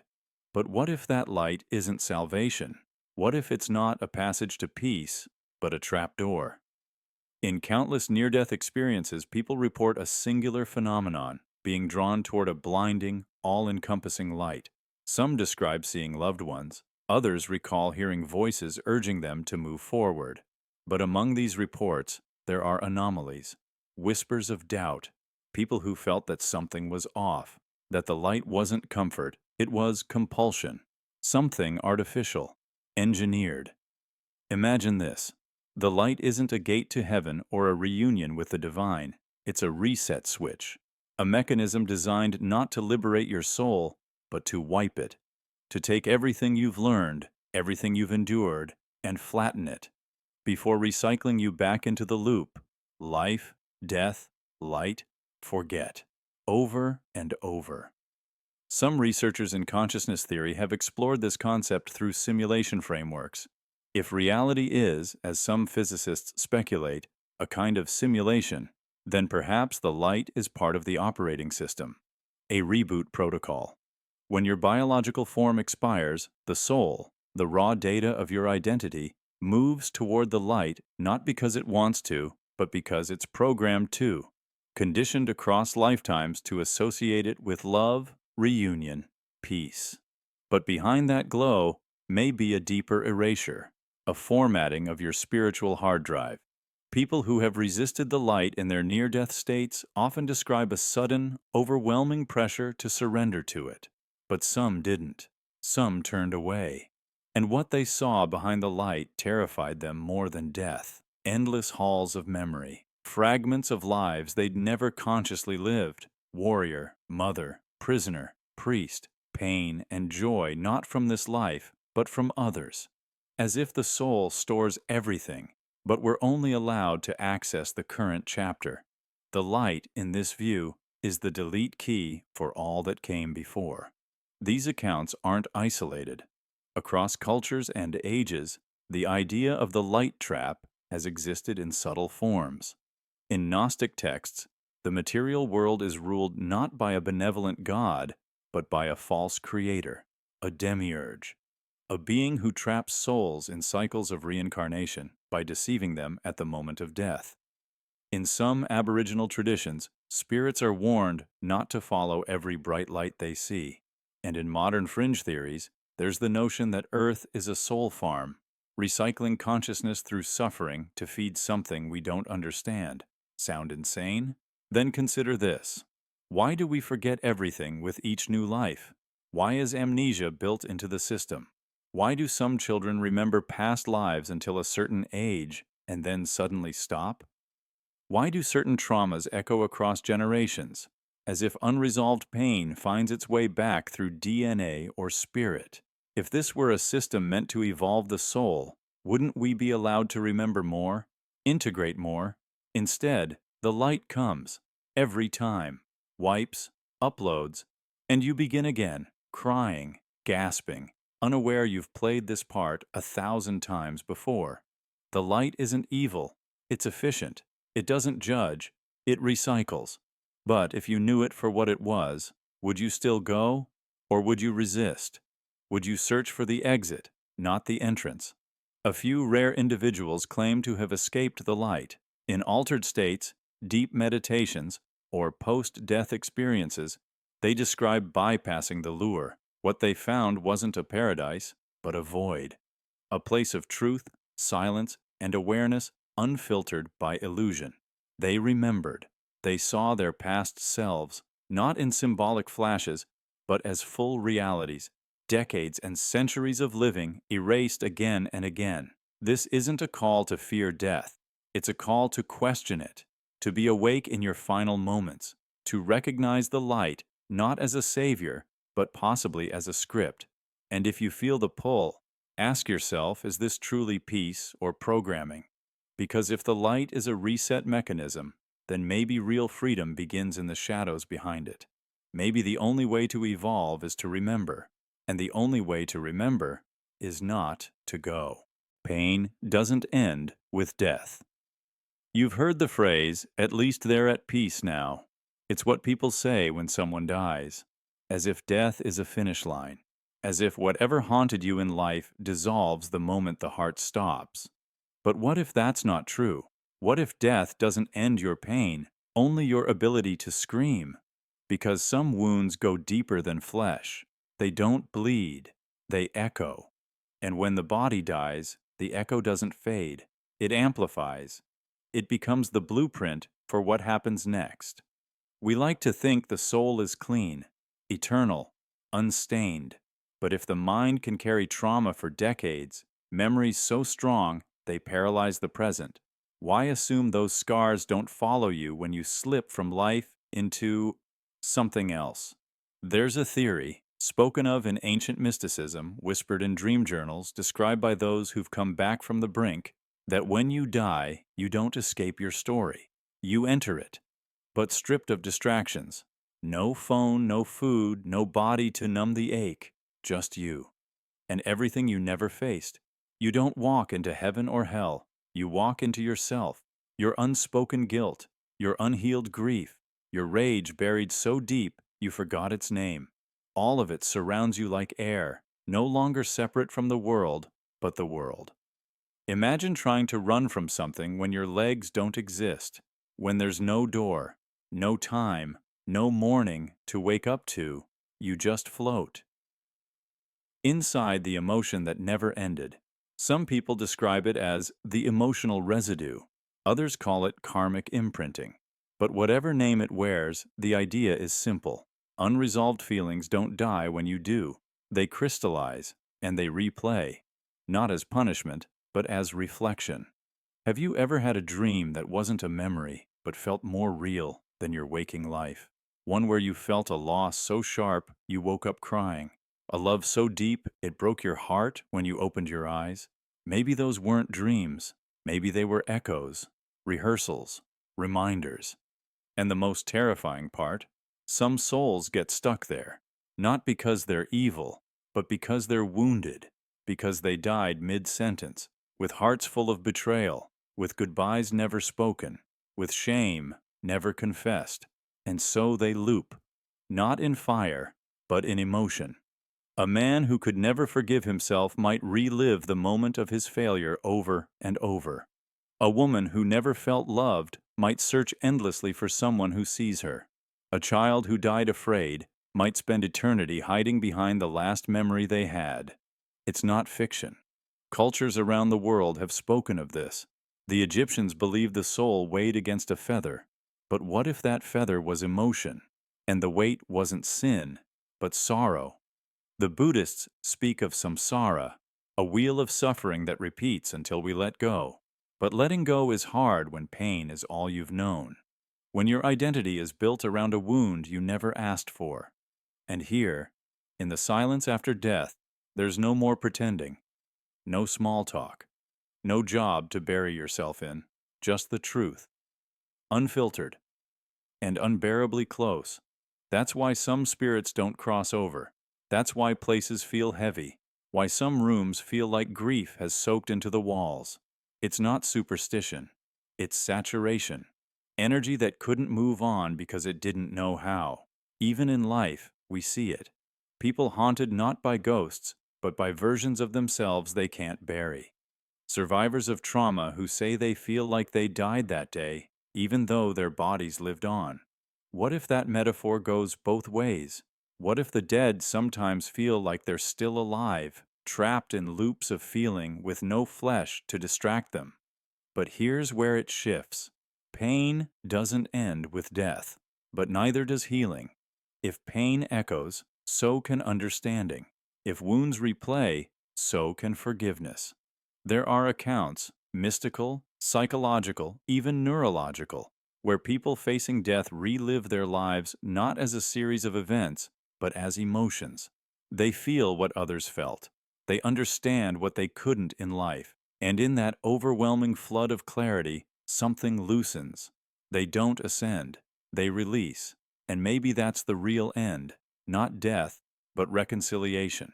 Not silence, but peace that doesn't come from being erased, but from being seen, finally, without defense. So if you're alive now, carrying something too heavy to name, don't wait for death to set you free. It won't. You'll take it with you. Unless you face it now. Speak what was never said. Apologize even if they're gone. Forgive even if they don't deserve it. Not for them, but for you. Because pain that's buried becomes architecture. It shapes the place you'll go when there's nowhere else to run. And that place might look just like this life, except you won't get to forget anymore. You'll feel it, all of it, until it dissolves. Pain doesn't end with death, but neither does your power to change what it becomes. You were someone else first. You wake up every morning believing you're you, your name, your past, your body. You carry these things like proof of existence. You tell yourself this is who you are. But what if it isn't? What if this life is just one face in a long series of masks? A performance your soul is playing this time around, but not the first, not the only, not even the most important. Because before this life, you were someone else. Maybe you feel it already. In the dreams you can't explain. The ones where you're in cities you've never seen but know the roads by heart. Or when you look into a stranger's eyes and feel grief for a loss that hasn't happened yet. Maybe it's the aching familiarity of a language you don't speak, the overwhelming nostalgia of music from a century ago, the certainty that you've been here before, but not like this. You haven't gone crazy. You've gone deep. Your identity, this self you protect and promote, is a mask. A beautifully made, detail-rich, convincing mask. But underneath it, there's something older, the true self, the timeless consciousness that has worn many faces, and it remembers. Not everything, but enough. It remembers the fire, the ship, the war, the silence of isolation on a mountain, the warmth of a child's hand in a plague-ridden alley, the sound of your own breathing as your last moment arrived, again and again, in bodies now long turned to dust. You've lived before, and you've died, each time changing, each time forgetting, until the forgetting became its own story. But forgetting isn't perfect. The soul leaks. It bleeds through art, dreams, and instinct. That's why you sometimes act like someone you don't recognize. That's why you know how to do things you've never learned. That's why you fear things you've never seen and long for places you've never been. You weren't born blank. You were born deep, already layered with echoes. And those echoes show up in the strangest moments. A child talking about people who aren't real, until you look up the name and find a forgotten soldier who died decades ago. A teenager playing the piano with hands that remember melodies no teacher ever taught. An old man on his deathbed, speaking in fluent dialects of a culture he never studied. Science tries to explain it away. Cryptomnesia, coincidence, dream state, creativity. But not everything can be so easily contained. Some things aren't errors. They're remnants. They're scars. Tattoos on the soul that never fully fade. Because here's the unsettling truth. You've died more times than you've lived. And in every final moment, every breathless, helpless, quiet end, something stayed. A trace, a mark, an imprint. The soul keeps them. Not to punish, not to regret, but to understand. To build a continuity across lifetimes. You think of your soul as a singular thing, but it is more like a library. And each life is a book. Some short, some epic, some forgotten, some unfinished, but none irrelevant. This life, it's just the latest chapter. And even now, pieces from the others are trying to reach you. Ever notice how certain people feel magnetic, like you've known them forever? That might not be poetic. It might be memory. A former sibling, a lost lover, a friend you died beside in another body, another war, another century. Souls travel in circles. They echo toward each other again and again, sometimes to finish what was left undone, sometimes just to remind each other that not everything fades. But there's a danger in this awareness too, because once you start remembering, the lines blur. The pain of other endings creeps into the now. You cry at losses that aren't yours. You dream of deaths you didn't die. You feel guilt for mistakes you never made, but someone inside you did. That's the cost of taking off the mask. You don't just get the beauty of your other lives, you get the weight. And still, would you rather keep pretending? Or would you rather know that you've been more than this? That the soul underneath has worn crowns and chains, has been kind and cruel, has saved and destroyed. That you've been the villain in someone's story, the hero in another, the ghost in someone's grief, and the love that changed someone's fate. You've carried all these roles before, and now you're here, again, wearing this face, this name, this role. One more chapter, one more chance, to live with awareness, to stop running from the feeling that something is missing, and realize that what's missing is you, the rest of you, the truth of who you've been, and who you still carry inside. So the next time you feel yourself slipping out of your name, the next time you speak a word that doesn't feel like your own, the next time you hear a lullaby and cry without reason, pause. Don't push it away. Listen, feel, accept. You are the accumulation of many lives, many faces, many ends. And even if you don't remember their full stories, your soul does. And tonight, when you look in the mirror and the reflection seems to stare too deeply back, know this: you're not just looking at who you are. You're looking at all the people you've been, and the one you're still becoming. You'll hear them again. You remember their voice, don't you? The way they said your name, the rhythm of their breathing, the sound of them laughing, crying, whispering, and then nothing, just silence, just absence.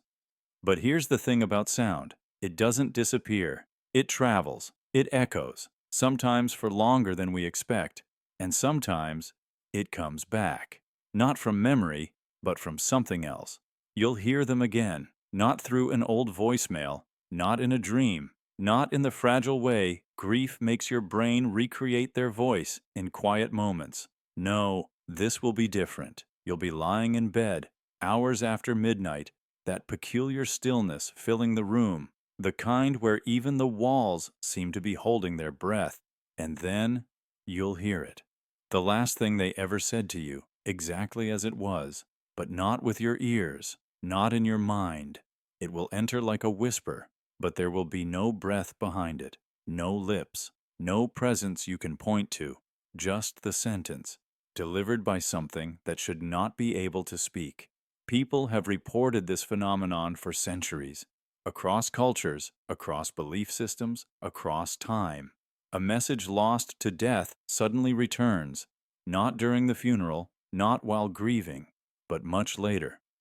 When life has moved on, when the sharpness of loss has dulled into something bearable, that's when it strikes.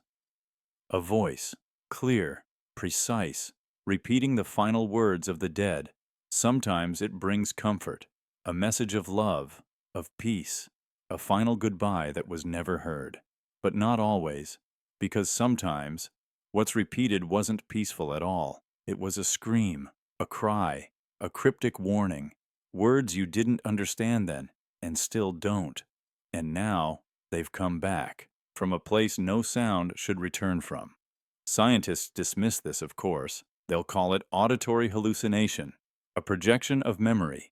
But that explanation doesn't account for the detail, for the fact that many who experience it hear something they had forgotten, words that were spoken at the edge of death, too quiet to register, too fractured to hold on to. And yet, years later, they arrive, whole, unchanged, like a loop that finally completed. It happened to a man in Sweden who lost his wife in a car accident. Her last words were drowned out by the crashing metal and the sound of his own heartbeat.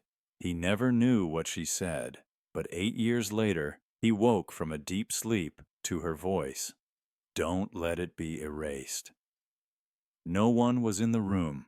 His recording devices captured nothing, but he felt her, not as a ghost, but as an imprint, like her last message had clung to his soul, waiting for a moment to rise. Why does this happen? Some believe final words carry a kind of spiritual gravity, that death seals them in a different layer of consciousness, a resonance that slips between time and space. And when your awareness quiets enough, when your life opens just enough space, it returns. Others think it's not the words that matter, but what brings them back, because whatever speaks them isn't the person. It's not your mother, or your brother, or your child. It's something else, something that reached into the past, found the moment, and used it. Why? That's where the fear creeps in. Because whatever it is, it knows what matters to you. It knows the exact sentence, the tone, the inflection, and it repeats it perfectly. Not like a recording, but like the moment has been possessed, as if the room, the air, the silence itself has turned into a mouth. These voices never come with an explanation. You can't ask questions. You can't reply. You just hear it, once, and then it's gone. But something stays with you. The coldness, the stillness that follows, the realization that death isn't just a wall, it's a veil, and sometimes something brushes up against it. There's one story, a girl in Kyoto who lost her father when she was 5. He died suddenly, heart failure, no final words, just collapse. For years, she grew up imagining what he might have said, but at 16, after a night of studying, she heard a voice behind her, her father's voice, say clearly, "I'm not done watching." Her family thought she was hallucinating from exhaustion, but she knew that voice. She never forgot it. And that's the pattern. These whispers don't change you in obvious ways, but they seed something in you, a new kind of silence, one that's full, one that waits. So if it happens to you, don't run, don't respond, just listen.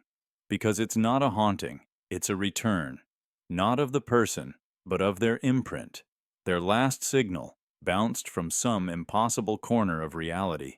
Maybe it's a glitch in death itself. Maybe it's love refusing to be silenced. Or maybe it's a reminder that you're not alone, that you were never meant to forget, that even the final moment is not final. They said it once with their dying breath. They'll say it again when you least expect it, and this time you'll hear it. Some souls refuse to leave. They don't wail. They don't scream through the walls. They don't rattle chains or turn lights off to get your attention. Most of the time, they do nothing at all, just hover, drift, wait. Not because they're trapped, not because of some ancient curse or forgotten ritual, but because they're afraid. Afraid of what comes next. Afraid that after this life, there's something even more unknown, even more silent, even more final. So they stay. Not in graveyards, not in haunted houses, but with you, in your breath, in the corners of your room, in the quiet between your thoughts. They cling to your warmth like fog clings to glass, never quite touching, never fully gone, just there, soft, damp, undeniable. Sometimes you feel them. That sense of being watched, not with eyes, but with longing. That weightless pressure on your chest when you're lying in bed and the world is still. The chill that doesn't come from temperature, but memory. That sigh you mistake for your own until you realize you hadn't breathed in yet. These souls didn't do something wrong. They aren't punished. They're just uncertain. Maybe their deaths were sudden, violent, quiet, or maybe they simply didn't expect to go. 1 minute alive, the next adrift. And in that liminal space, they reached out for something familiar, someone warm, someone alive. That someone was you. You, with your open door, with your heart that flutters for things unseen, with your unspoken questions about the afterlife. You didn't invite them, not with words, but with something deeper, with empathy, with curiosity, with that ache you carry that says, I know what it means to be lost. And they found you. They don't want to hurt you. That's not why they stay. They stay because you remind them what it felt like to matter, to move through a world that responded, to speak and be heard, to touch and be touched. They wrap themselves around your presence, not to steal it, but to remember it. And in turn, they influence you. You start feeling moods that don't match your day, grief with no cause, elation without reason. You smell things, flowers, ash, rain on stone, that have no source. You start dreaming in scenes too detailed to be your own. You wake up tired, like someone else borrowed your mind while you were gone. Because they did. Not out of malice, but out of fear. You are a flame in a room full of shadows, and some of those shadows don't want to be forgotten. There's a reason the air feels heavier in certain places. A reason you avoid that one hallway, that mirror, that chair. It's not always haunted by history. Sometimes it's haunted by presence, by something that wants to move on, but doesn't dare to. Have you ever felt paralyzed during sleep, unable to move, with the sensation that something was pressing down on you? Sleep paralysis, they call it. But in the old days, they said it was a spirit sitting beside you, whispering, asking silently, "Where do I go now?" They don't always want release. Some just want company, a witness, a heartbeat nearby to prove the world is still turning. Not all spirits scream. Some just linger. They stay close when you grieve because they know what it means to mourn. They hover near children because innocence is a comfort. They stay in homes filled with music because that was the last thing they heard before silence. And sometimes they follow those who feel empty because emptiness is the only place they fit. But here's the truth most don't want to face. Some souls stay forever. Not because they can't leave, but because they won't. Because the next step is a door they don't want to open. Because whatever waits on the other side is unknowable. And fear, true fear, isn't dying. It's dissolving. It's becoming nothing. It's forgetting everything you ever were. So they stay. And you feel them. In the flicker at the edge of your vision. In the gentle tug of nostalgia when you pass certain places.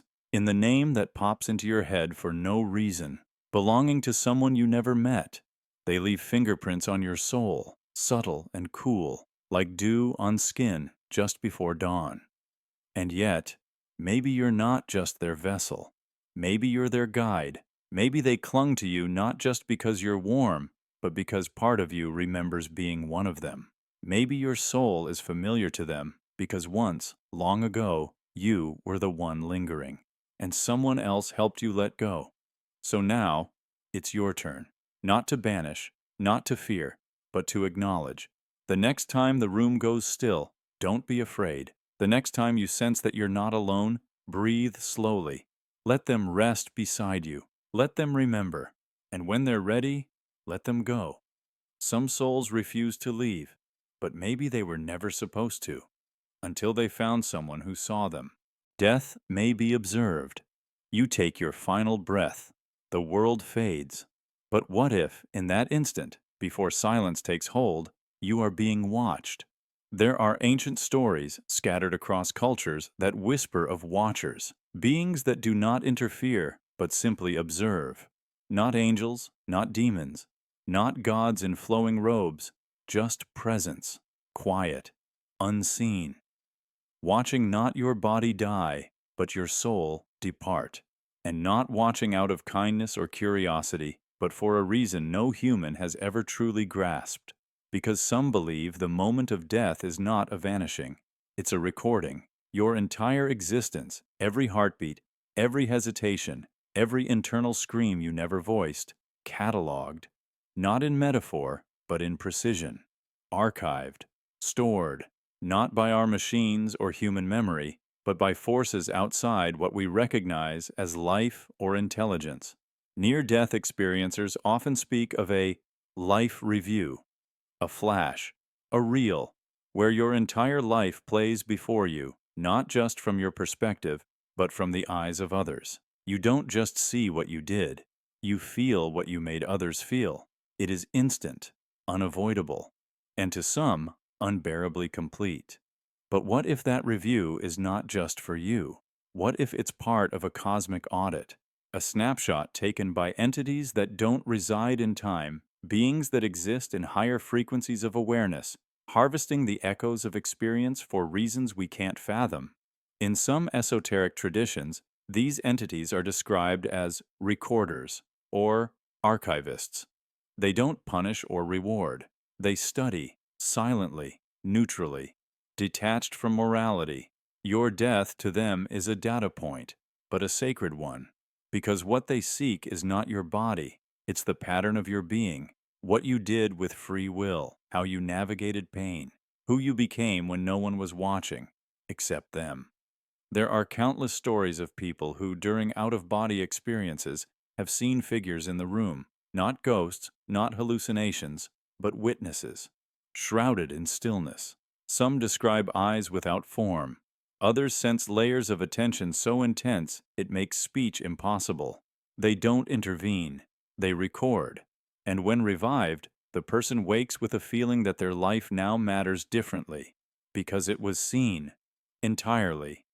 This is not surveillance in the way we fear technology watching us. It's older, stranger, more exacting.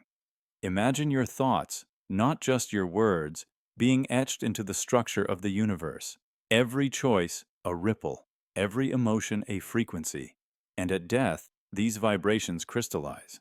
Observers, perhaps outside linear time, absorb these patterns, not to judge, to learn about you, about humanity, about the experiment of existence.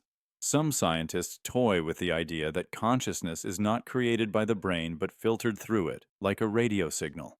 And if that's true, then death doesn't switch it off. It simply shifts the frequency. You broadcast one final signal, and someone, something, is always listening. The concept of the Akashic records in Eastern philosophy reflects this, an infinite, non-physical compendium of all knowledge, actions, and events. Everything anyone has ever done, preserved.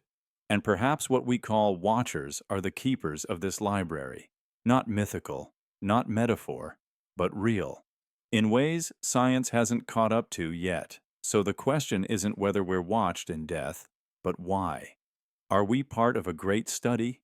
Is Earth a testing ground for sentient growth? Are our decisions, our joys and horrors, being recorded not to condemn, but to understand? And if so, do we ever get to see what's written? One theory posits that after enough recordings, enough deaths, enough echoes, you don't return to a new life. You graduate, you become an observer yourself, not as a reward, but because you've been fully understood. You've offered your data to the great archive. You've contributed to the ever-growing map of what a soul can become. And so, in your final second, as your heart stutters and your mind flickers, you may not be alone. You may feel a silence so deep it hums. You may feel eyes, not with pupils, but with presence. watching not out of cruelty, not even out of love, but out of purpose. Because death may not be the end, it may be the final upload. And you are not forgotten. You are recorded. The tunnel isn't yours. You've heard the stories, the light, the tunnel, the warmth that beckons, a feeling of being drawn towards something infinite, safe, familiar. It's the one detail nearly everyone reports in near-death experiences across cultures, across centuries. But what if that tunnel isn't yours? What if it never was? What if that light is not the unique passage of your soul, but a pre-recorded hallway, recycled endlessly?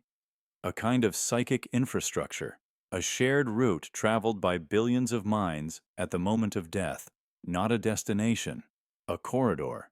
And you just happen to be in it now. It feels comforting, because it's designed to be. But by whom, or by what? No one questions the tunnel. It comes at a time when you're most vulnerable, when your grip on time, self, and meaning has already slipped. Your brain is firing its last signals, memory, love, fear, all pouring out like water from a cracked vessel. And then the light comes, bright, gentle, all accepting. But maybe that's the point. Maybe it's too perfect.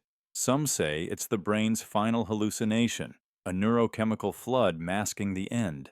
But others believe it's something bigger, a passage to the afterlife, the soul's transition, the crossing over. But few ask the question, what if it's not yours to begin with? What if it's a program? Think about it. Why does the tunnel look the same for so many? Why do people who've never met, never read the same books, never heard the same sermons, see the same thing? The tunnel, the light, the reunion, the welcome, over and over. A script played back at the edge of death like a well-worn song. You might be walking a path carved not by your soul, but by collective expectation. A psychic echo, a template so old and reinforced that the mind clings to it in the void, unable to create anything else. Like a dream you don't realize is a dream, because everyone is dreaming it the same way. But what happens if you step off the path? What happens if you stop walking toward the light and ask, why am I being shown this?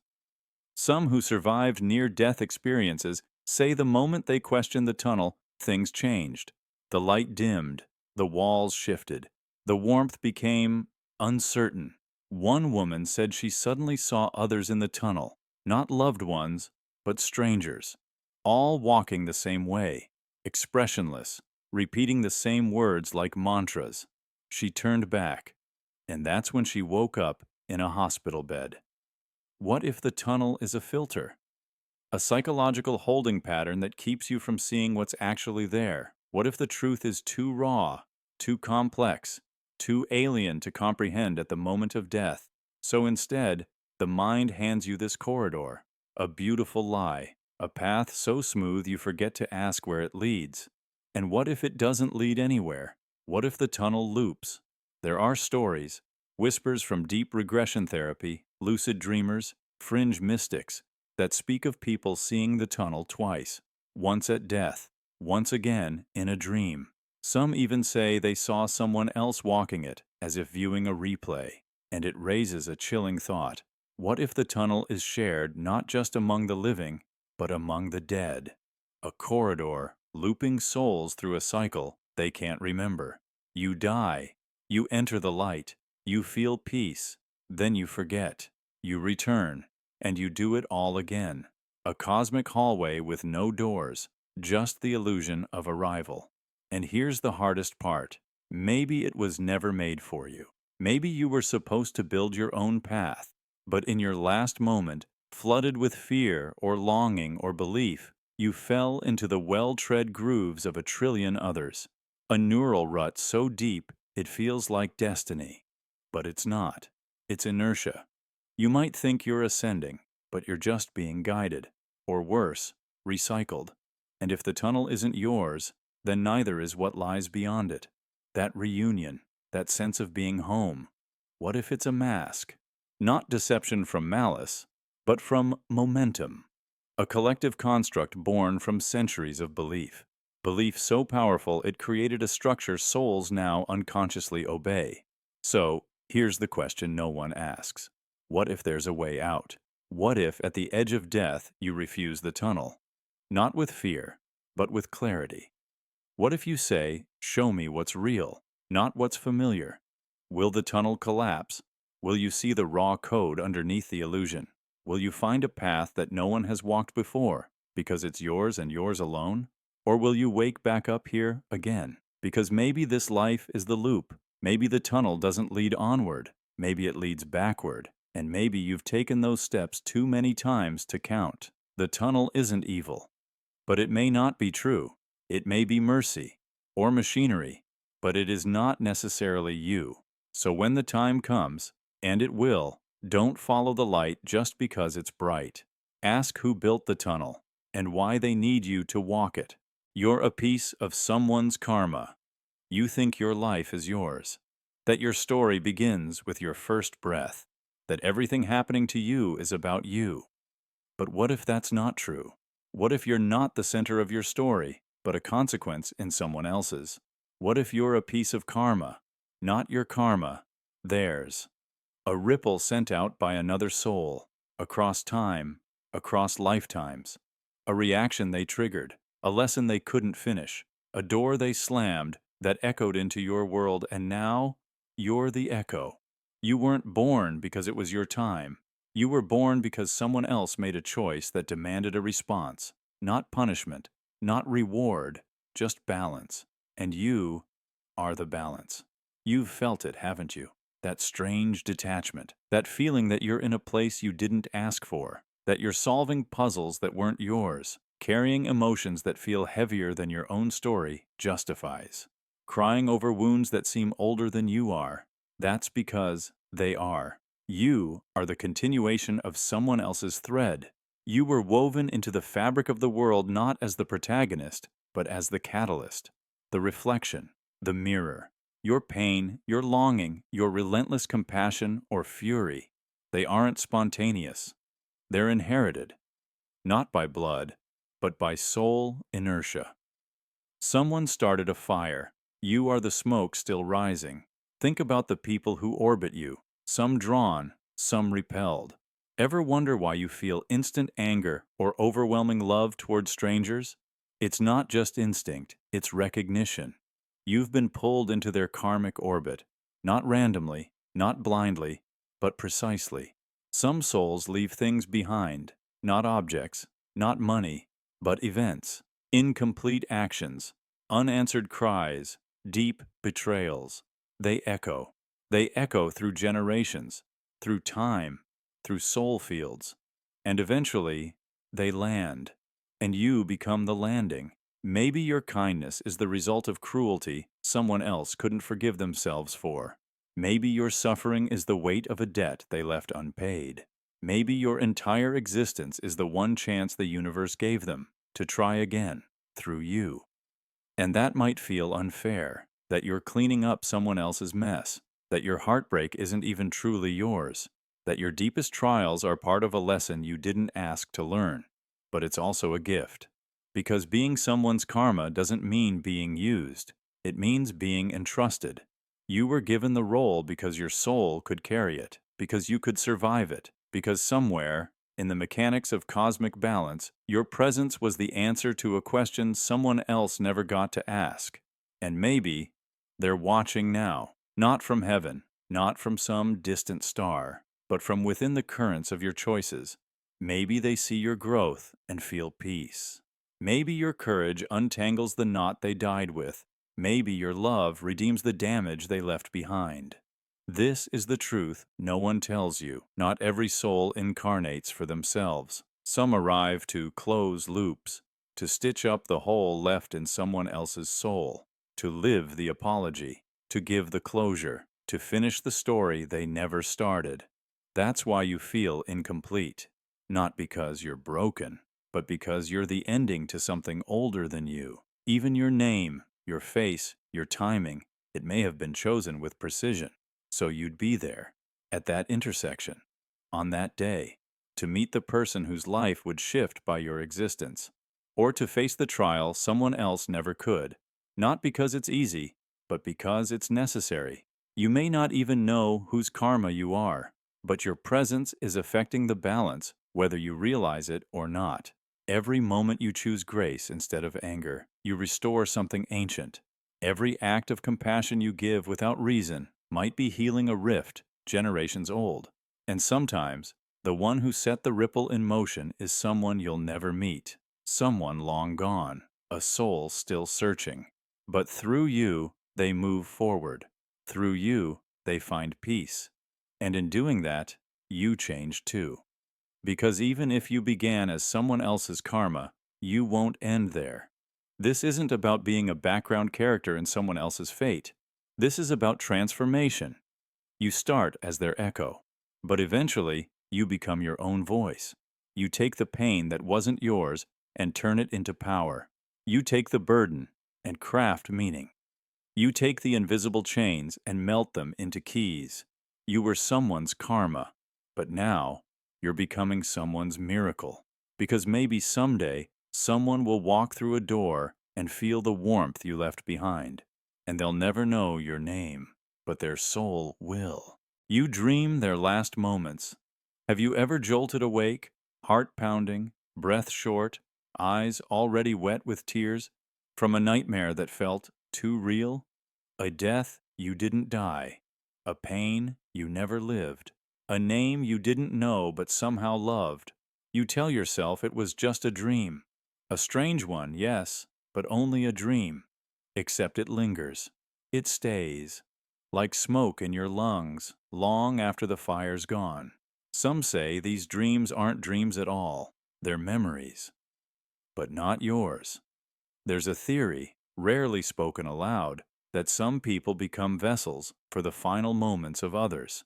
That when a soul dies with something unresolved, unfinished, unspoken, it doesn't always stay with them. Sometimes it searches for someone open enough to receive it. And when it finds them, usually during sleep, it downloads the moment, not in words, not in symbols, but in raw, unfiltered experience. You don't witness it, you become it. It can happen suddenly, a normal night, no strange meals, no horror movies. And then, darkness. A hallway, running, a crash, drowning, fire, blood, screaming without sound. You wake up and your hands are trembling, your mouth dry, your chest aching like it held a scream for centuries. But you've never been in a fire, you've never drowned. And yet, you remember it. Not as fiction, but as something that really happened. Just not to you. Children experience it the most. A 4-year-old girl who dreams night after night of falling from a bridge, describing the water, the metal, the scream. Her parents check her media consumption. Nothing unusual. But then they discover a woman died jumping from that same bridge a year earlier. Same time, same weather, same clothes the girl described in the dream. Coincidence? Or something else? In spiritual traditions, this phenomenon is sometimes called soul echo transfer. It suggests that the emotions tied to a traumatic death can create a ripple so strong it survives the veil. And if that soul can't move on, if its final moment loops with no closure, it looks for someone to carry it forward, not to suffer, but to finish something, to witness what no one else would, to tell the story that couldn't be told. But here's the eerie part. The dreams often contain details that are verifiable. Places the dreamer's never been, names they've never heard, wounds they feel in their body days after. One man woke up limping after dreaming of being shot in the leg. He'd never been injured there before. No medical explanation, just a lingering pain from someone else's last breath. Why does this happen to you? You might be emotionally porous, spiritually sensitive, or maybe it's timing. Maybe you crossed paths unknowingly with that soul's energy. A place, a photo, a shared birthday, some invisible tether, and the download begins. And once it does, it's not easy to ignore, because the dream isn't just a moment, it's a plea, a message wrapped in chaos. a final scene waiting for a writer. Some therapists now take these dreams seriously, not as signs of past lives necessarily, but as symbolic inheritances, echoes of the collective unconscious. But what if it's more literal than that? What if you're not imagining someone's death, but remembering it on their behalf? You wake up crying, not sobbing, grieving, for someone you never met, a loss you can't explain, a pain that doesn't belong to you but feels like it always has. You light a candle, you whisper a name you don't recall learning, you stand at the window and wonder why the stars feel heavier tonight. Because you're not alone. Someone else is still with you, not in body, not in shadow, but in memory. You are their exit route, their final transmission, their last breath, replayed through your dreaming mind like a signal bouncing across time. You don't need to solve it or fix it, but you can honor it.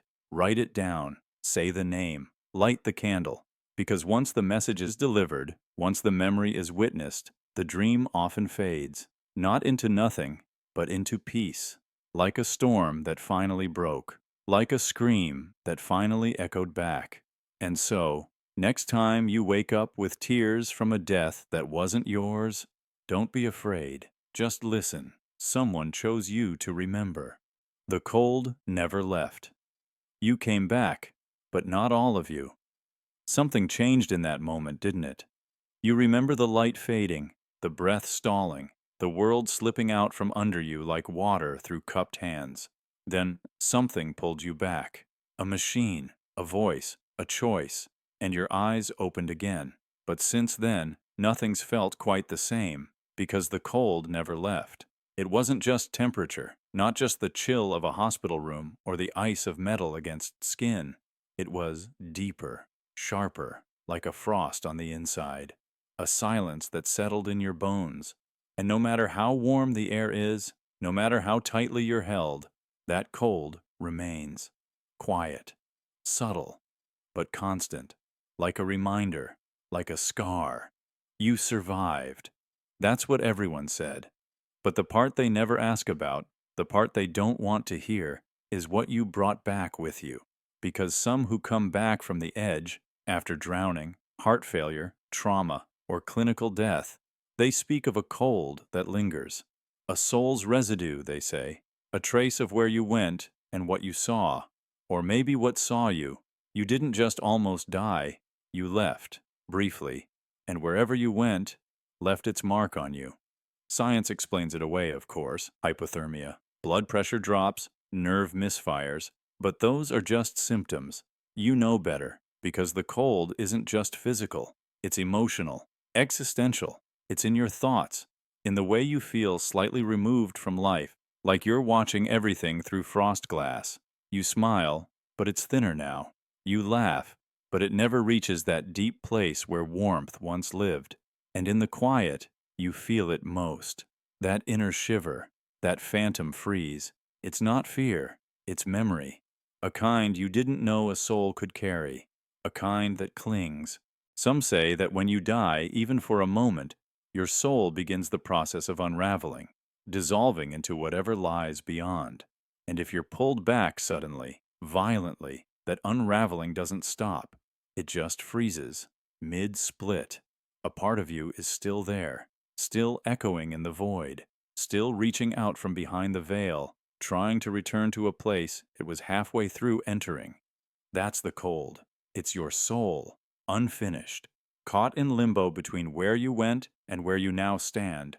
It shows up in strange ways. You begin to notice how loud the world is. Too loud. You flinch at sudden sounds. You crave silence, but the wrong kind of silence terrifies you.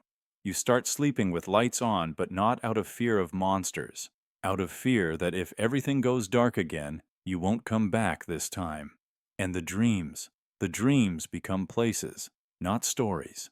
Places, long halls, wide oceans, empty fields with gray skies. You're always searching for something, always walking, and always cold.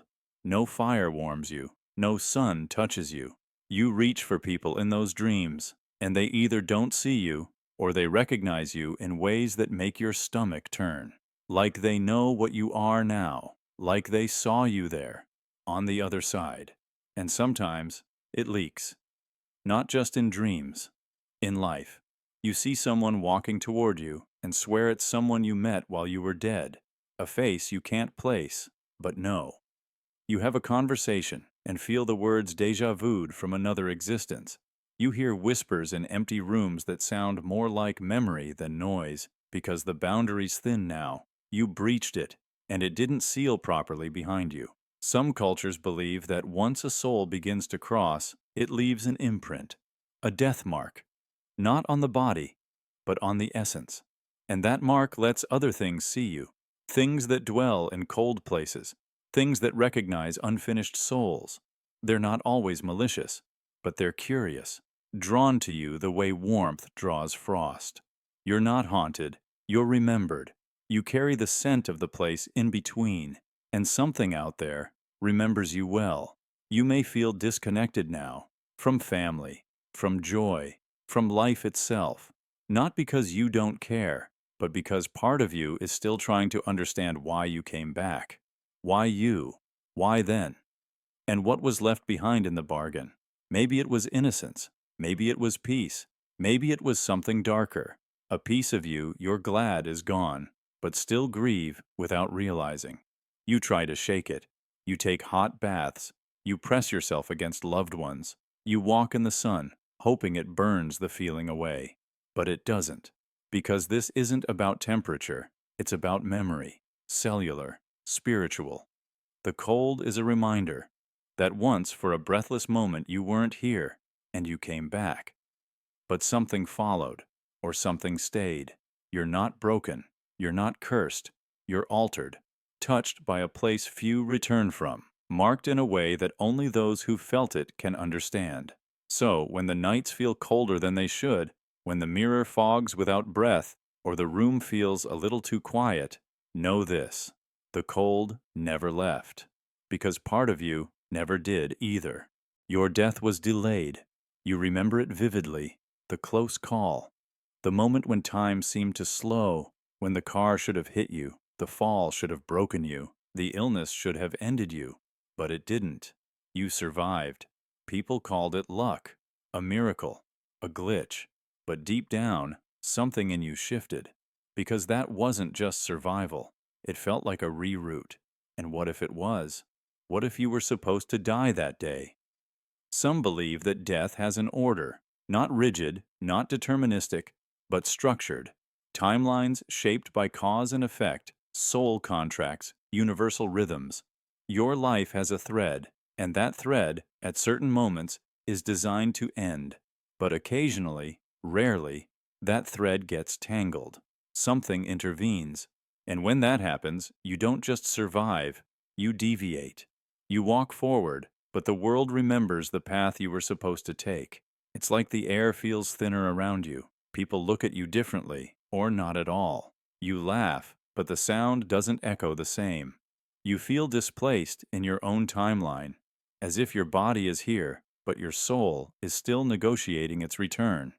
There are countless stories of near-death survivors who report not just gratitude, but dislocation.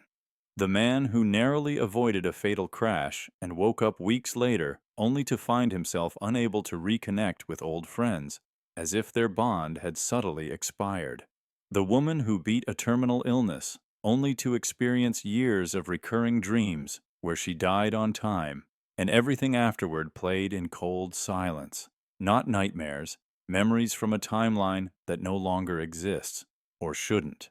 One man, struck by lightning and revived, reported that for months afterward, electrical devices malfunctioned around him.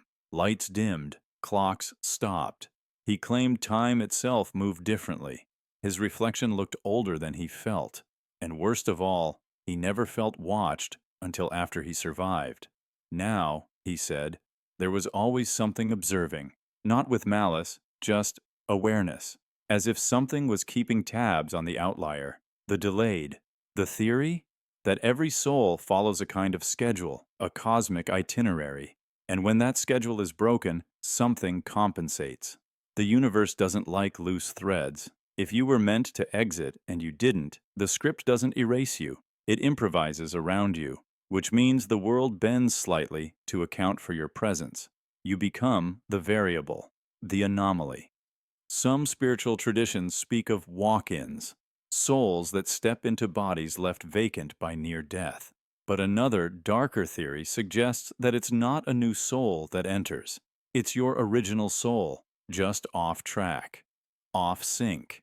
And when that happens, reality keeps score. You might feel more sensitive or numb. Animals might avoid you. Shadows stretch oddly. The rhythm of life doesn't quite match your pulse anymore. People in these scenarios often report the same eerie truth. Life feels quieter, not peaceful, vacant, not because the world changed, but because you did. You weren't supposed to be here anymore, and something deep in existence knows. You become the afterimage of your own life, present but slightly off, like a word pronounced just a little wrong, close enough to be heard, far enough to feel wrong. And then there's the question of the force that intervened, because if something saved you, why? Was it love? Karma? A glitch in time? Or was it an observer who pulled you from the fall, from the fire, from the final heartbeat, because your data wasn't complete, your role unfinished? Or worse, because they wanted to see what would happen when a soul walked roads it was never supposed to walk? There's a chilling idea that those who delay death begin attracting anomalies, patterns, errors, people with forgotten faces recognizing them, places feeling familiar though never visited. The soul, now untethered from its original timing, begins to disturb the simulation. You start to see things others don't, glitches, repetitions. Time folds. You know too much, and yet you remember too little. So next time you recall that near-death moment, the missed step, the breath you weren't supposed to take, ask yourself, what changed? Not just in your mind, but in the air around you. The dreams, the way clocks seem too fast or too slow, the way strangers linger with a confused stare, the way silence now follows you into rooms that used to feel like home, because maybe your soul was scheduled to leave, and maybe it didn't, and now everything else knows. The soul doesn't sleep. You close your eyes, your breathing slows, the world drifts away, and your body falls into stillness. But that's not the end of you, not even close, because something inside you doesn't rest. Something moves. There's an ancient belief, older than language, spoken in whispers through temples and dreams, that the soul doesn't sleep. Not the way the body does. While your limbs go limp and your heartbeat softens, your soul begins to stir. It watches. It listens. It leaves. Have you ever woken up exhausted, as if your sleep wasn't sleep at all, as if something used you while you were unconscious? Not your muscles, not your mind, but something deeper. Maybe it wasn't a bad mattress. Maybe it was the miles your soul traveled while you thought you were resting. Dreams are just the footprints, the echo of what your soul brushed against while it wandered. That nightmare of the house you haven't seen in years? You didn't imagine it. You went there. You passed through the hallways. You heard the silence in its rooms. You stood in the spot where something once broke, and remembered. The dream was just the residue. We like to think of rest as off. But the soul has no off switch. It exists outside of time. Outside of the linear flow, the body obeys. And when freed from flesh each night, it begins to pull toward what was left undone. Toward places it still grieves. Toward people it still loves. Toward answers it still doesn't have. That's why some dreams feel like more than dreams. Why you sometimes wake up with tears in your eyes from a person you haven't seen in a decade. Because maybe, just maybe, you saw them again. Not in memory, in presence. The soul might visit the past not as a thought, but as a traveler. In many cultures, sleep is called the little death, but that's not a metaphor. It's a map. Because the moment you lose consciousness, a door opens, not to nowhere, but to elsewhere, and the soul walks through. It steps beyond this dimension and into the ones we forget while awake. Some believe the soul returns each night to the place it came from. Others say it visits its next life, testing futures, gathering lessons, stitching timelines together. But one thing is clear: sleep isn't escape. It's a journey you don't remember taking, and sometimes, when your soul returns, it brings something with it: a whisper, a weight, a strange familiarity that clings to your skin all morning. You try to shake it off with coffee, with conversation, but it follows you. Because the soul isn't bound by logic. It moves through emotion, through memory, through longing. Have you ever had a dream so vivid it haunted you for days? A feeling you couldn't explain but couldn't ignore? That was your soul speaking. Not with words, but with experience. Not telling you what to do, but reminding you what you've already done. And the truly strange part? You don't always come back the same. The person who falls asleep is not always the one who wakes up. Because if the soul learns something while it's gone, something painful or beautiful or terrifying, you'll feel it. You won't know why you feel different, just that you do. A subtle shift in perspective, a quiet new ache, a fear you didn't have yesterday, or a sudden calm like something resolved itself in the dark without your permission. And that's not imagination. That's residue. People who keep dream journals sometimes notice a pattern, not in symbols, but in themes. Their dreams form arcs, like chapters, as if the soul is writing a story while they sleep, a story that never ends. Because even if the body stops dreaming, the soul keeps going. It doesn't wait for night. It doesn't wait for rest. It's always searching. Maybe that's why some people avoid sleep. They don't want to see what waits for them behind their eyes. Maybe that's why others sleep too much, because it's the only time they feel truly real. Their soul is more alive in those hours than their body is all day. And maybe that's why you wake up tired, not because you didn't rest, but because you went somewhere. You did something. You remembered something the body has no language for, and now you're carrying it. So next time you open your eyes in the morning and feel like you've lived a lifetime overnight, maybe you have.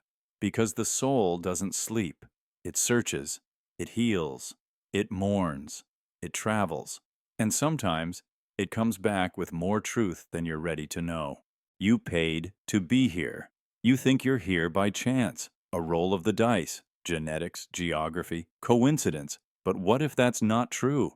What if being alive isn't free? What if you're not here by default, but because you paid to be? Some teachings say existence is not a gift. It's a transaction, not in dollars, not in karma points, but in something deeper, soul currency. A cost, willingly offered for the chance to live again, even if it hurts, even if it breaks you, even if you forget why you ever agreed in the first place. That's the secret buried in ancient wisdom. If you're here, you signed something, not with your hand, but with your essence. You looked at a life, this life, and said yes, not because it would be beautiful, but because it would be necessary. But now, you've forgotten. You wake up tired. You feel empty. You ask why nothing makes sense, why love slips through your fingers, why pain keeps knocking. You search for meaning in routines, in jobs, in people, but something always feels off, like you're missing the first page of a story you're already in. And you are, because you forgot the contract, the agreement you made before birth, the reason you came here, what you were meant to learn, to give, to feel, to heal. You knew that yes, it would be hard, that it would test everything, that you would want to leave, that you would scream that it's unfair. But still, you paid. You paid in time, in memory, in lifetimes you won't recall. You gave something up to be here, not as punishment, but as choice.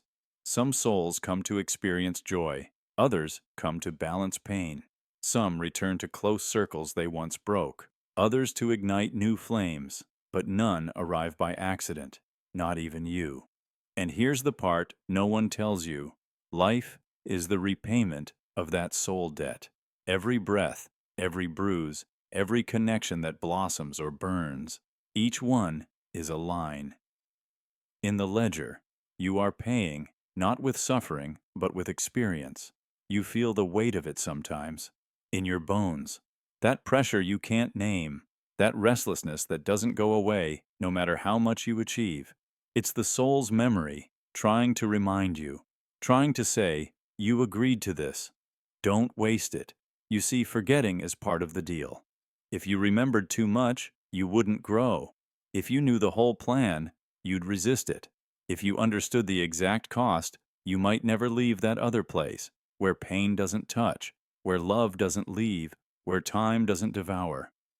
But you came here anyway, because something in you believed this life had value, even if it was buried beneath trauma, heartbreak, and loss. Even if the beauty is brief, even if it hurts more than it heals. There are moments, rare, quiet moments, where the fog clears. A sunset that feels too familiar, a stranger's words that pierce your heart in just the right way, a dream so vivid it lingers like a scar.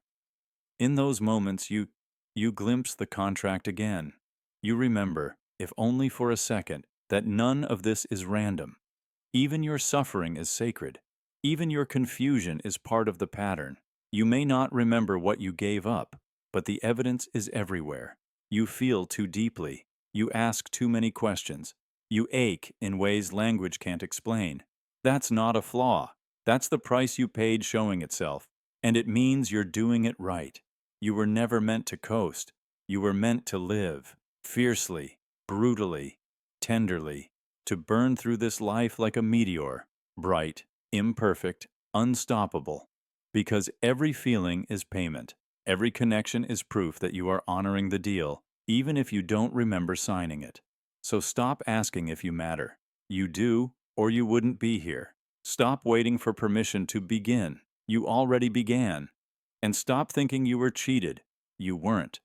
You paid for this life because something inside you believed it was worth it. Maybe you wanted to heal something ancient. Maybe you came to carry a burden someone else couldn't. Maybe you chose to be the lighthouse in someone else's storm. Or maybe this life is the one where you finally get to be free.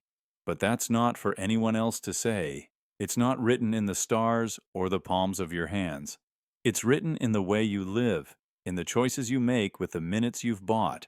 You're not trapped, you're invested. So live like you paid for it, because you did, and you still are. You'll meet them again. You carry them, don't you?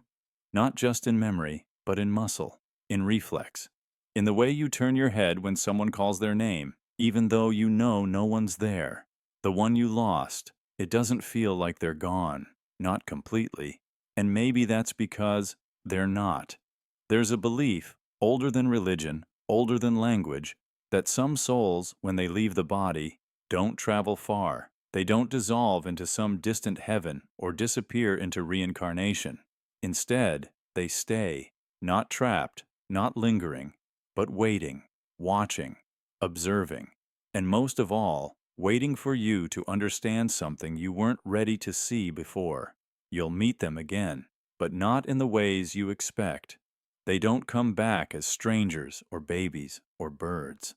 They don't knock on your door in a new form and pretend they don't remember. No, they're not reborn. They don't need to be, because they never truly left the plane of understanding that connects you. You've already felt it, haven't you? In the silence between thoughts, in the inexplicable urge to look over your shoulder at an empty room, in the sudden warmth that fills your chest when you nearly forget them, only to feel them again, stronger than ever. They come in flickers, a scent that shouldn't be there, a phrase said by someone else in their voice, a dream that feels more like a visit than a projection. You wake up not grieving, but grateful. And for a few hours, maybe a day, the pain lessens, as if someone pressed a hand to your heart and whispered, "Still here." In many spiritual traditions, this presence is called the silent witness, a soul that chooses to stay not for its own healing, but for yours. They don't interfere, they don't guide, they don't shape your path, but they wait, for a moment, for a realization, for the exact second when you understand something they couldn't teach you while alive. Sometimes it's forgiveness. Sometimes it's strength. Sometimes it's just the realization that love doesn't end. It changes form. The connection isn't casual. It's by choice. You were linked beyond the physical, not by accident, not by blood alone, but by resonance. Souls that recognize each other across the veil don't need to speak. They know. They vibrate at a frequency that memory can't erase, and so they stay. They watch you walk through fire. They see your victories. They wince at your mistakes, but they never judge, because from where they are, they see the whole map. Not just your path, but theirs too, and how you're still walking it, together. You may have felt them strongest in your worst moments, that breakdown where you expected no comfort, the hospital hallway, the quiet anniversary, and somehow, something held you, something beyond thought. You brushed it off as hope, but it wasn't hope. It was them. There's a story from a hospice nurse. A man dying of cancer whispered, just before passing, "Tell her I'll wait. She'll know when." No one in the room knew what he meant, but his wife, years later, stood in the middle of a storm, staring at a painting she swore she'd never seen, and suddenly felt him, not in memory, but in presence. She dropped to her knees, not because she was grieving, but because she knew. He was still there, watching her understand. So don't be surprised when you feel them near, when the world slows just slightly, when a song plays at the perfect moment, when your child says something they couldn't possibly know. It's not a sign, it's a meeting. Quiet, gentle, deliberate. You don't need rituals to summon them. You don't need to believe in ghosts or spirits or energy fields. Just be still. Be honest. Open yourself not to answers, but to recognition. Because when the time comes, when you are ready, you'll meet them again. Not in dreams, not in the afterlife, but in a moment that splits your reality. A second of impossible clarity, and in that second, you'll remember everything. That love was never severed, that presence was never gone, and that some souls never say goodbye. They just wait for you to see them again. The gap between breaths. You never notice it, do you? It's the quietest part of your day, the moment between inhale and exhale, the pause so brief it vanishes beneath thought, beneath language, beneath awareness. And yet, some believe that fleeting silence is everything, a door, a veil, a memory, not of this life, but of what came before and what waits after. Most people live their entire lives without realizing it's there. They breathe mechanically, inhale, exhale, again and again, a rhythm as ancient as birth. But in that sliver of nothingness between the two, right before you let go of air and right after you've taken it in, there's a stillness so complete it feels like time itself flinches. Some spiritual traditions teach that this is the space where the veil thins, that between breaths, the soul is briefly unmoored. You're not fully here, not fully gone. Your mind thinks you're still alive. Your body believes it's in control, but your soul slips. Just for a second, just enough to remember. And in that second, reality wavers. You've felt it. When the world feels like it pauses with you, when sound fades and the air around you feels hollow, suspended. That uncanny stillness you can't explain, like standing on the edge of something vast and hidden. Some people describe it as a calm, others as a pressure. Some say it's comforting, others unbearable. But all agree on one thing: it doesn't feel like the world anymore. It feels older. There are monks who meditate for years just to stretch that gap. They train their bodies to delay the next breath, not to gain control, but to reach the silence, to live inside it. Because that's where truth lies, they say. Not in the chaos of thought or the noise of the world, but in that liminal stillness that exists between all things. It's where the soul remembers what it was before it wore skin. And maybe it's where yours does too. Have you ever taken a deep breath to calm yourself? And for a moment before exhaling, felt something strange? A weightless awareness, a sudden emotion with no cause, a flicker of someone's name you haven't thought of in years. That wasn't stress relief. That wasn't your imagination. That was the veil brushing against you. Because what if the breath itself is the distraction? You spend every second of your life breathing, but that gap, that quiet space, that's the moment of truth. Inhale connects you to the body, exhale releases it.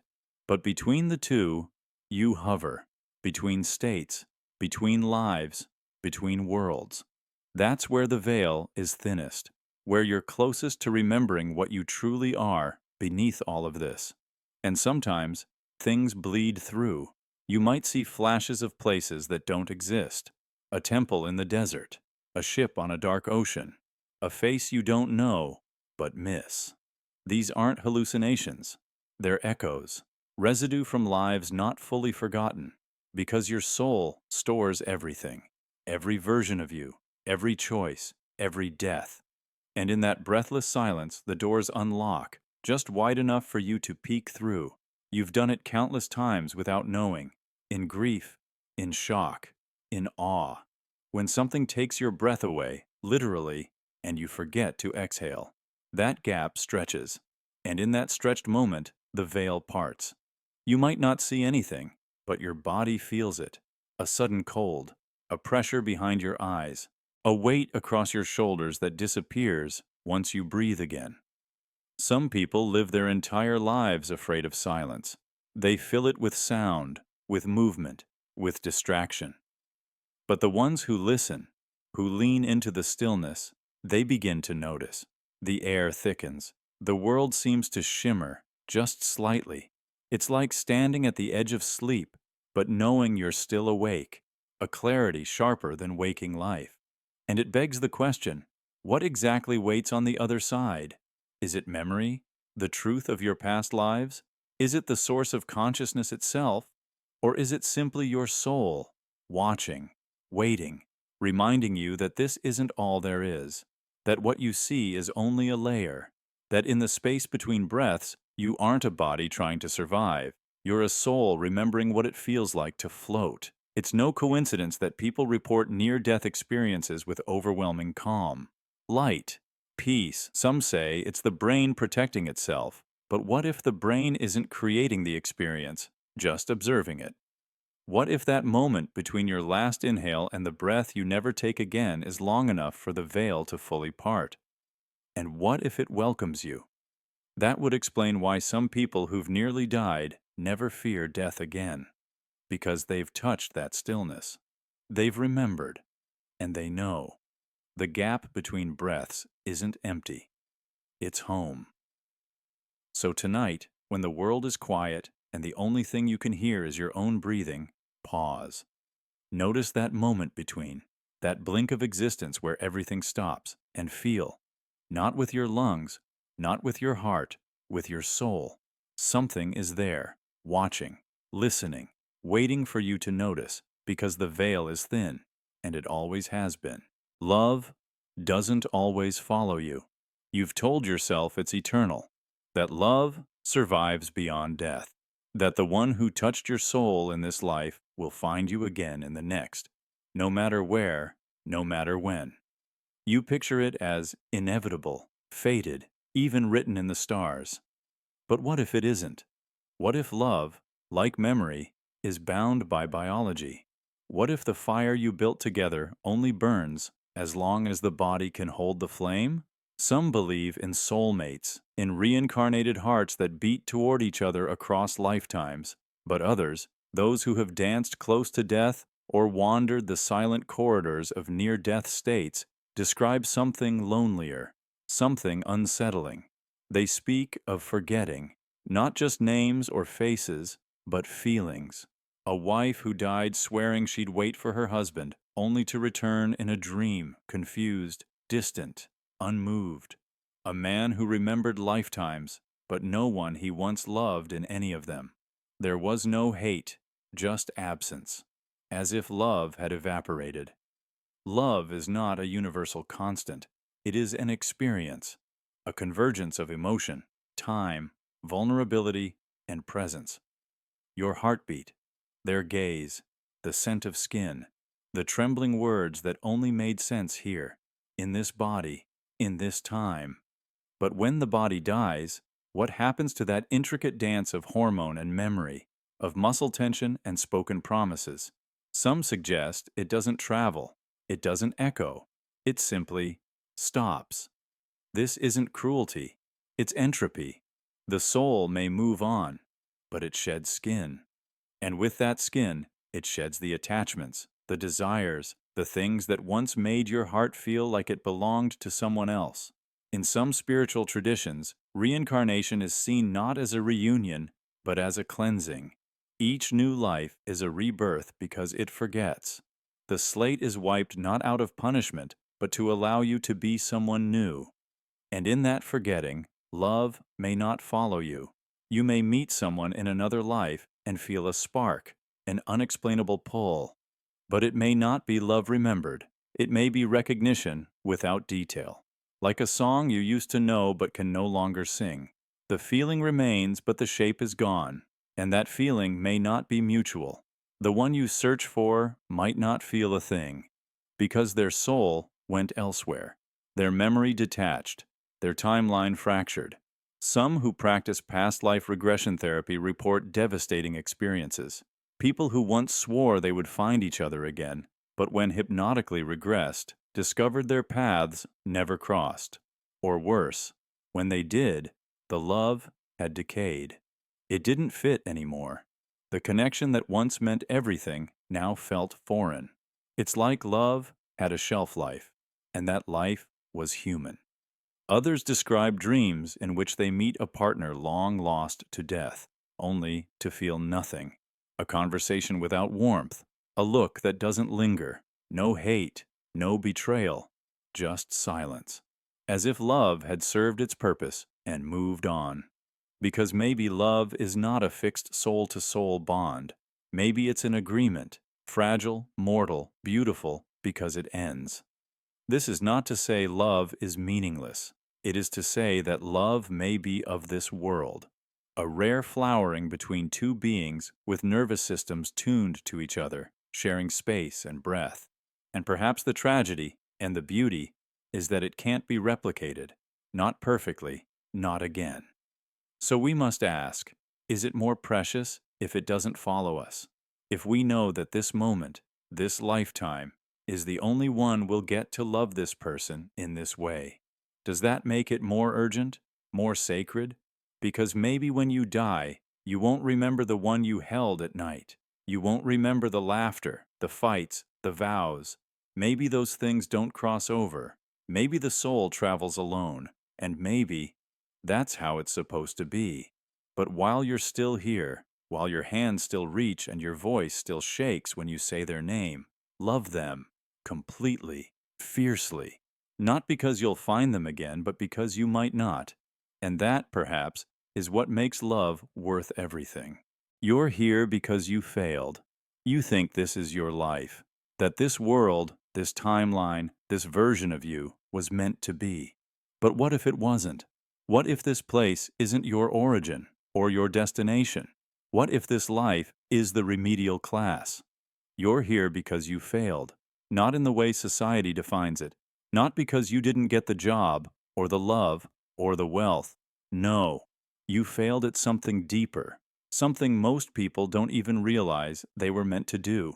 This world, it's not a reward, it's not a paradise, it's a reset point, a rerun. You didn't pass the test the first time, maybe not even the second or third. So now you're back, and everything around you is designed not to comfort you, but to teach you what you refused to learn before. That sense of always falling short, of trying to grab something just out of reach, that haunting feeling that you're meant for more but can't remember what more is, that's not your imagination. That's the residue of a lesson you once failed to complete. This isn't home. This is correction. Some say Earth is a school. Others say it's a prison. But both agree it's not the final stop, because the soul, the real you, was supposed to evolve past this. You had the chance. Maybe in a past life, maybe in a different dimension, maybe in a form you don't even recognize now. But when the moment came, when the choice mattered most, You couldn't rise to meet it. You turned away. And so, you were sent here, back into a denser reality, a world of friction, of time, of emotion thick enough to drown in, a place where nothing is given freely, not truth, not love, not meaning. You have to dig for every inch of it, because that's the point.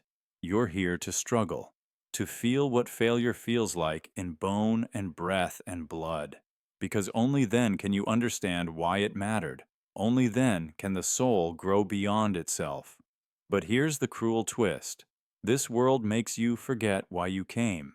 You're dropped into a body that doesn't remember, surrounded by distractions, by suffering, by beauty that blinds and pain that numbs. And you try to make sense of it all, thinking this is the main event. But it's not. It's the remedial version of a lesson you once refused to face, UEE. You weren't ready. You might not even be ready now. But you're here because something in you wants to be, because as much as this world hurts, it also reveals. Every betrayal teaches you boundaries. Every heartbreak teaches you presence. Every failure pulls you closer to a truth your soul once denied. And that's why some people wake up here, with gifts they can't explain. Intuition that cuts through lies. Empathy so strong it overwhelms them. Knowledge they never studied. These are remnants, fractals of what they once were, hints of the self that came before. And for others, nothing. Just confusion, struggle, longing.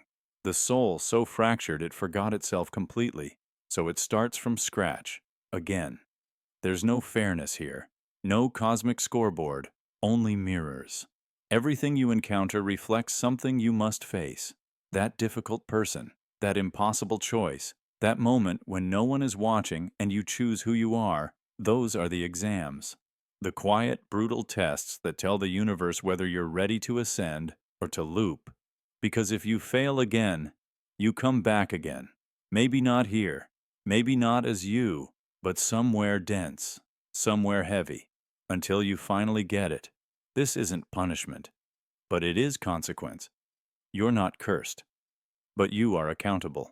That anxiety you carry, that guilt you can't name, maybe it's not from this life at all. Maybe it's the echo of a failure you haven't forgiven yourself for. Not here, somewhere else. Somewhere the real you stumbled. And now, you wear the bruise across timelines. You're here because you failed. But that doesn't mean you're hopeless. In fact, it means you were given another chance. No soul is thrown away. If you're breathing, you're still eligible to evolve. You're still capable of remembering, of waking up. And that is the only thing that matters here. Not your bank account, not your social media, not your resume, but whether your soul is learning. Whether this time, when the test comes, you don't look away. Whether you own what you once denied. And if you do, if you truly face yourself here, then maybe next time you won't come back. Not because you escaped, but because you became. You keep choosing to return. You don't have to be here. That's what they won't tell you. You're not stuck. You're not bound. You're not trapped by fate or doomed by karma. The door was open. You saw what waited on the other side. Peace, stillness, freedom from the ache of form. And still, you came back. You keep coming back. Not once, not twice. Again and again. Through centuries. Through wars. Through heartbreaks and lives cut short. Through love stories and betrayals, and ordinary days filled with extraordinary weight. You've tasted the beyond, the calm, the dissolving.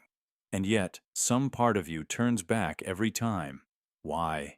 Not because you must, but because something inside you can't let go.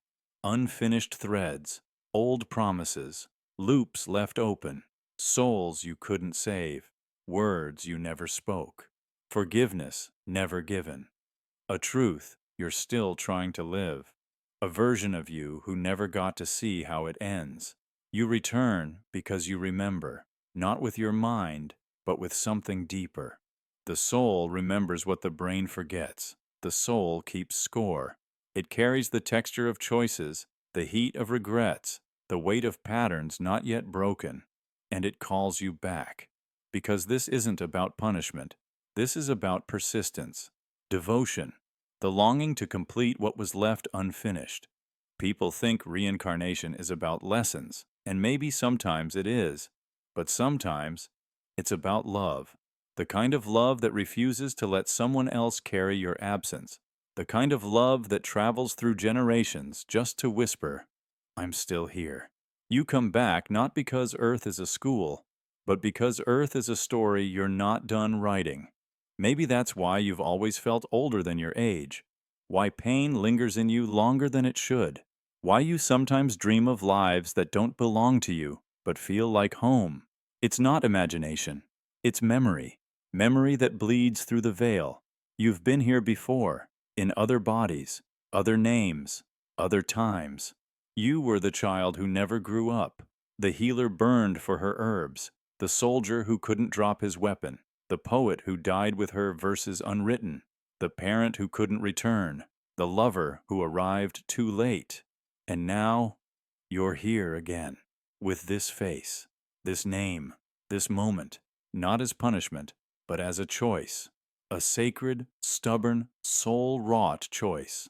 One more time around the wheel, not because you crave suffering, but because you crave resolution, because you saw the threads of fate and knew you could still untangle them. Not all of them, but enough. Sometimes you don't return for yourself at all. Sometimes you return for someone else, to meet the soul you once failed, to protect the one who once protected you, to finish the arc that broke too early, to carry what someone else couldn't bear. That's why some people enter your life and you feel like you've known them forever, because you have. That's why some pain cuts deeper than explanation, because it didn't begin here. That's why joy can sometimes bring you to tears for no reason you can name, because the soul remembers the lifetimes it took to earn that moment. And still, you wonder, why would anyone choose this? Why return to a world so cracked, so cruel, so heavy with grief? Because somewhere in the beyond, you looked into the mirror of your soul and saw what still remained. The promise unkept, the truth unspoken, the thread still dangling. And you whispered to yourself, not yet. One more time. You made this choice with love, with courage, with knowledge of the pain. You accepted the cost. You knew the forgetting would come. You knew the doubts would return. You knew the loneliness would stretch across years. But still, you came. Again. You keep choosing to return. And that makes you more than human. It makes you eternal. It means you are not just a life. You are a legacy. A soul slowly writing itself toward wholeness. Not in perfection, but in persistence, in grace, in trying again. And one day, you'll remember the full story, the first thread, the last loop, the moment you became the weaver of your own soul. And on that day, when the weight finally lifts and the light takes you in, you'll smile. Not because it's over, but because you finally finished what you came to do.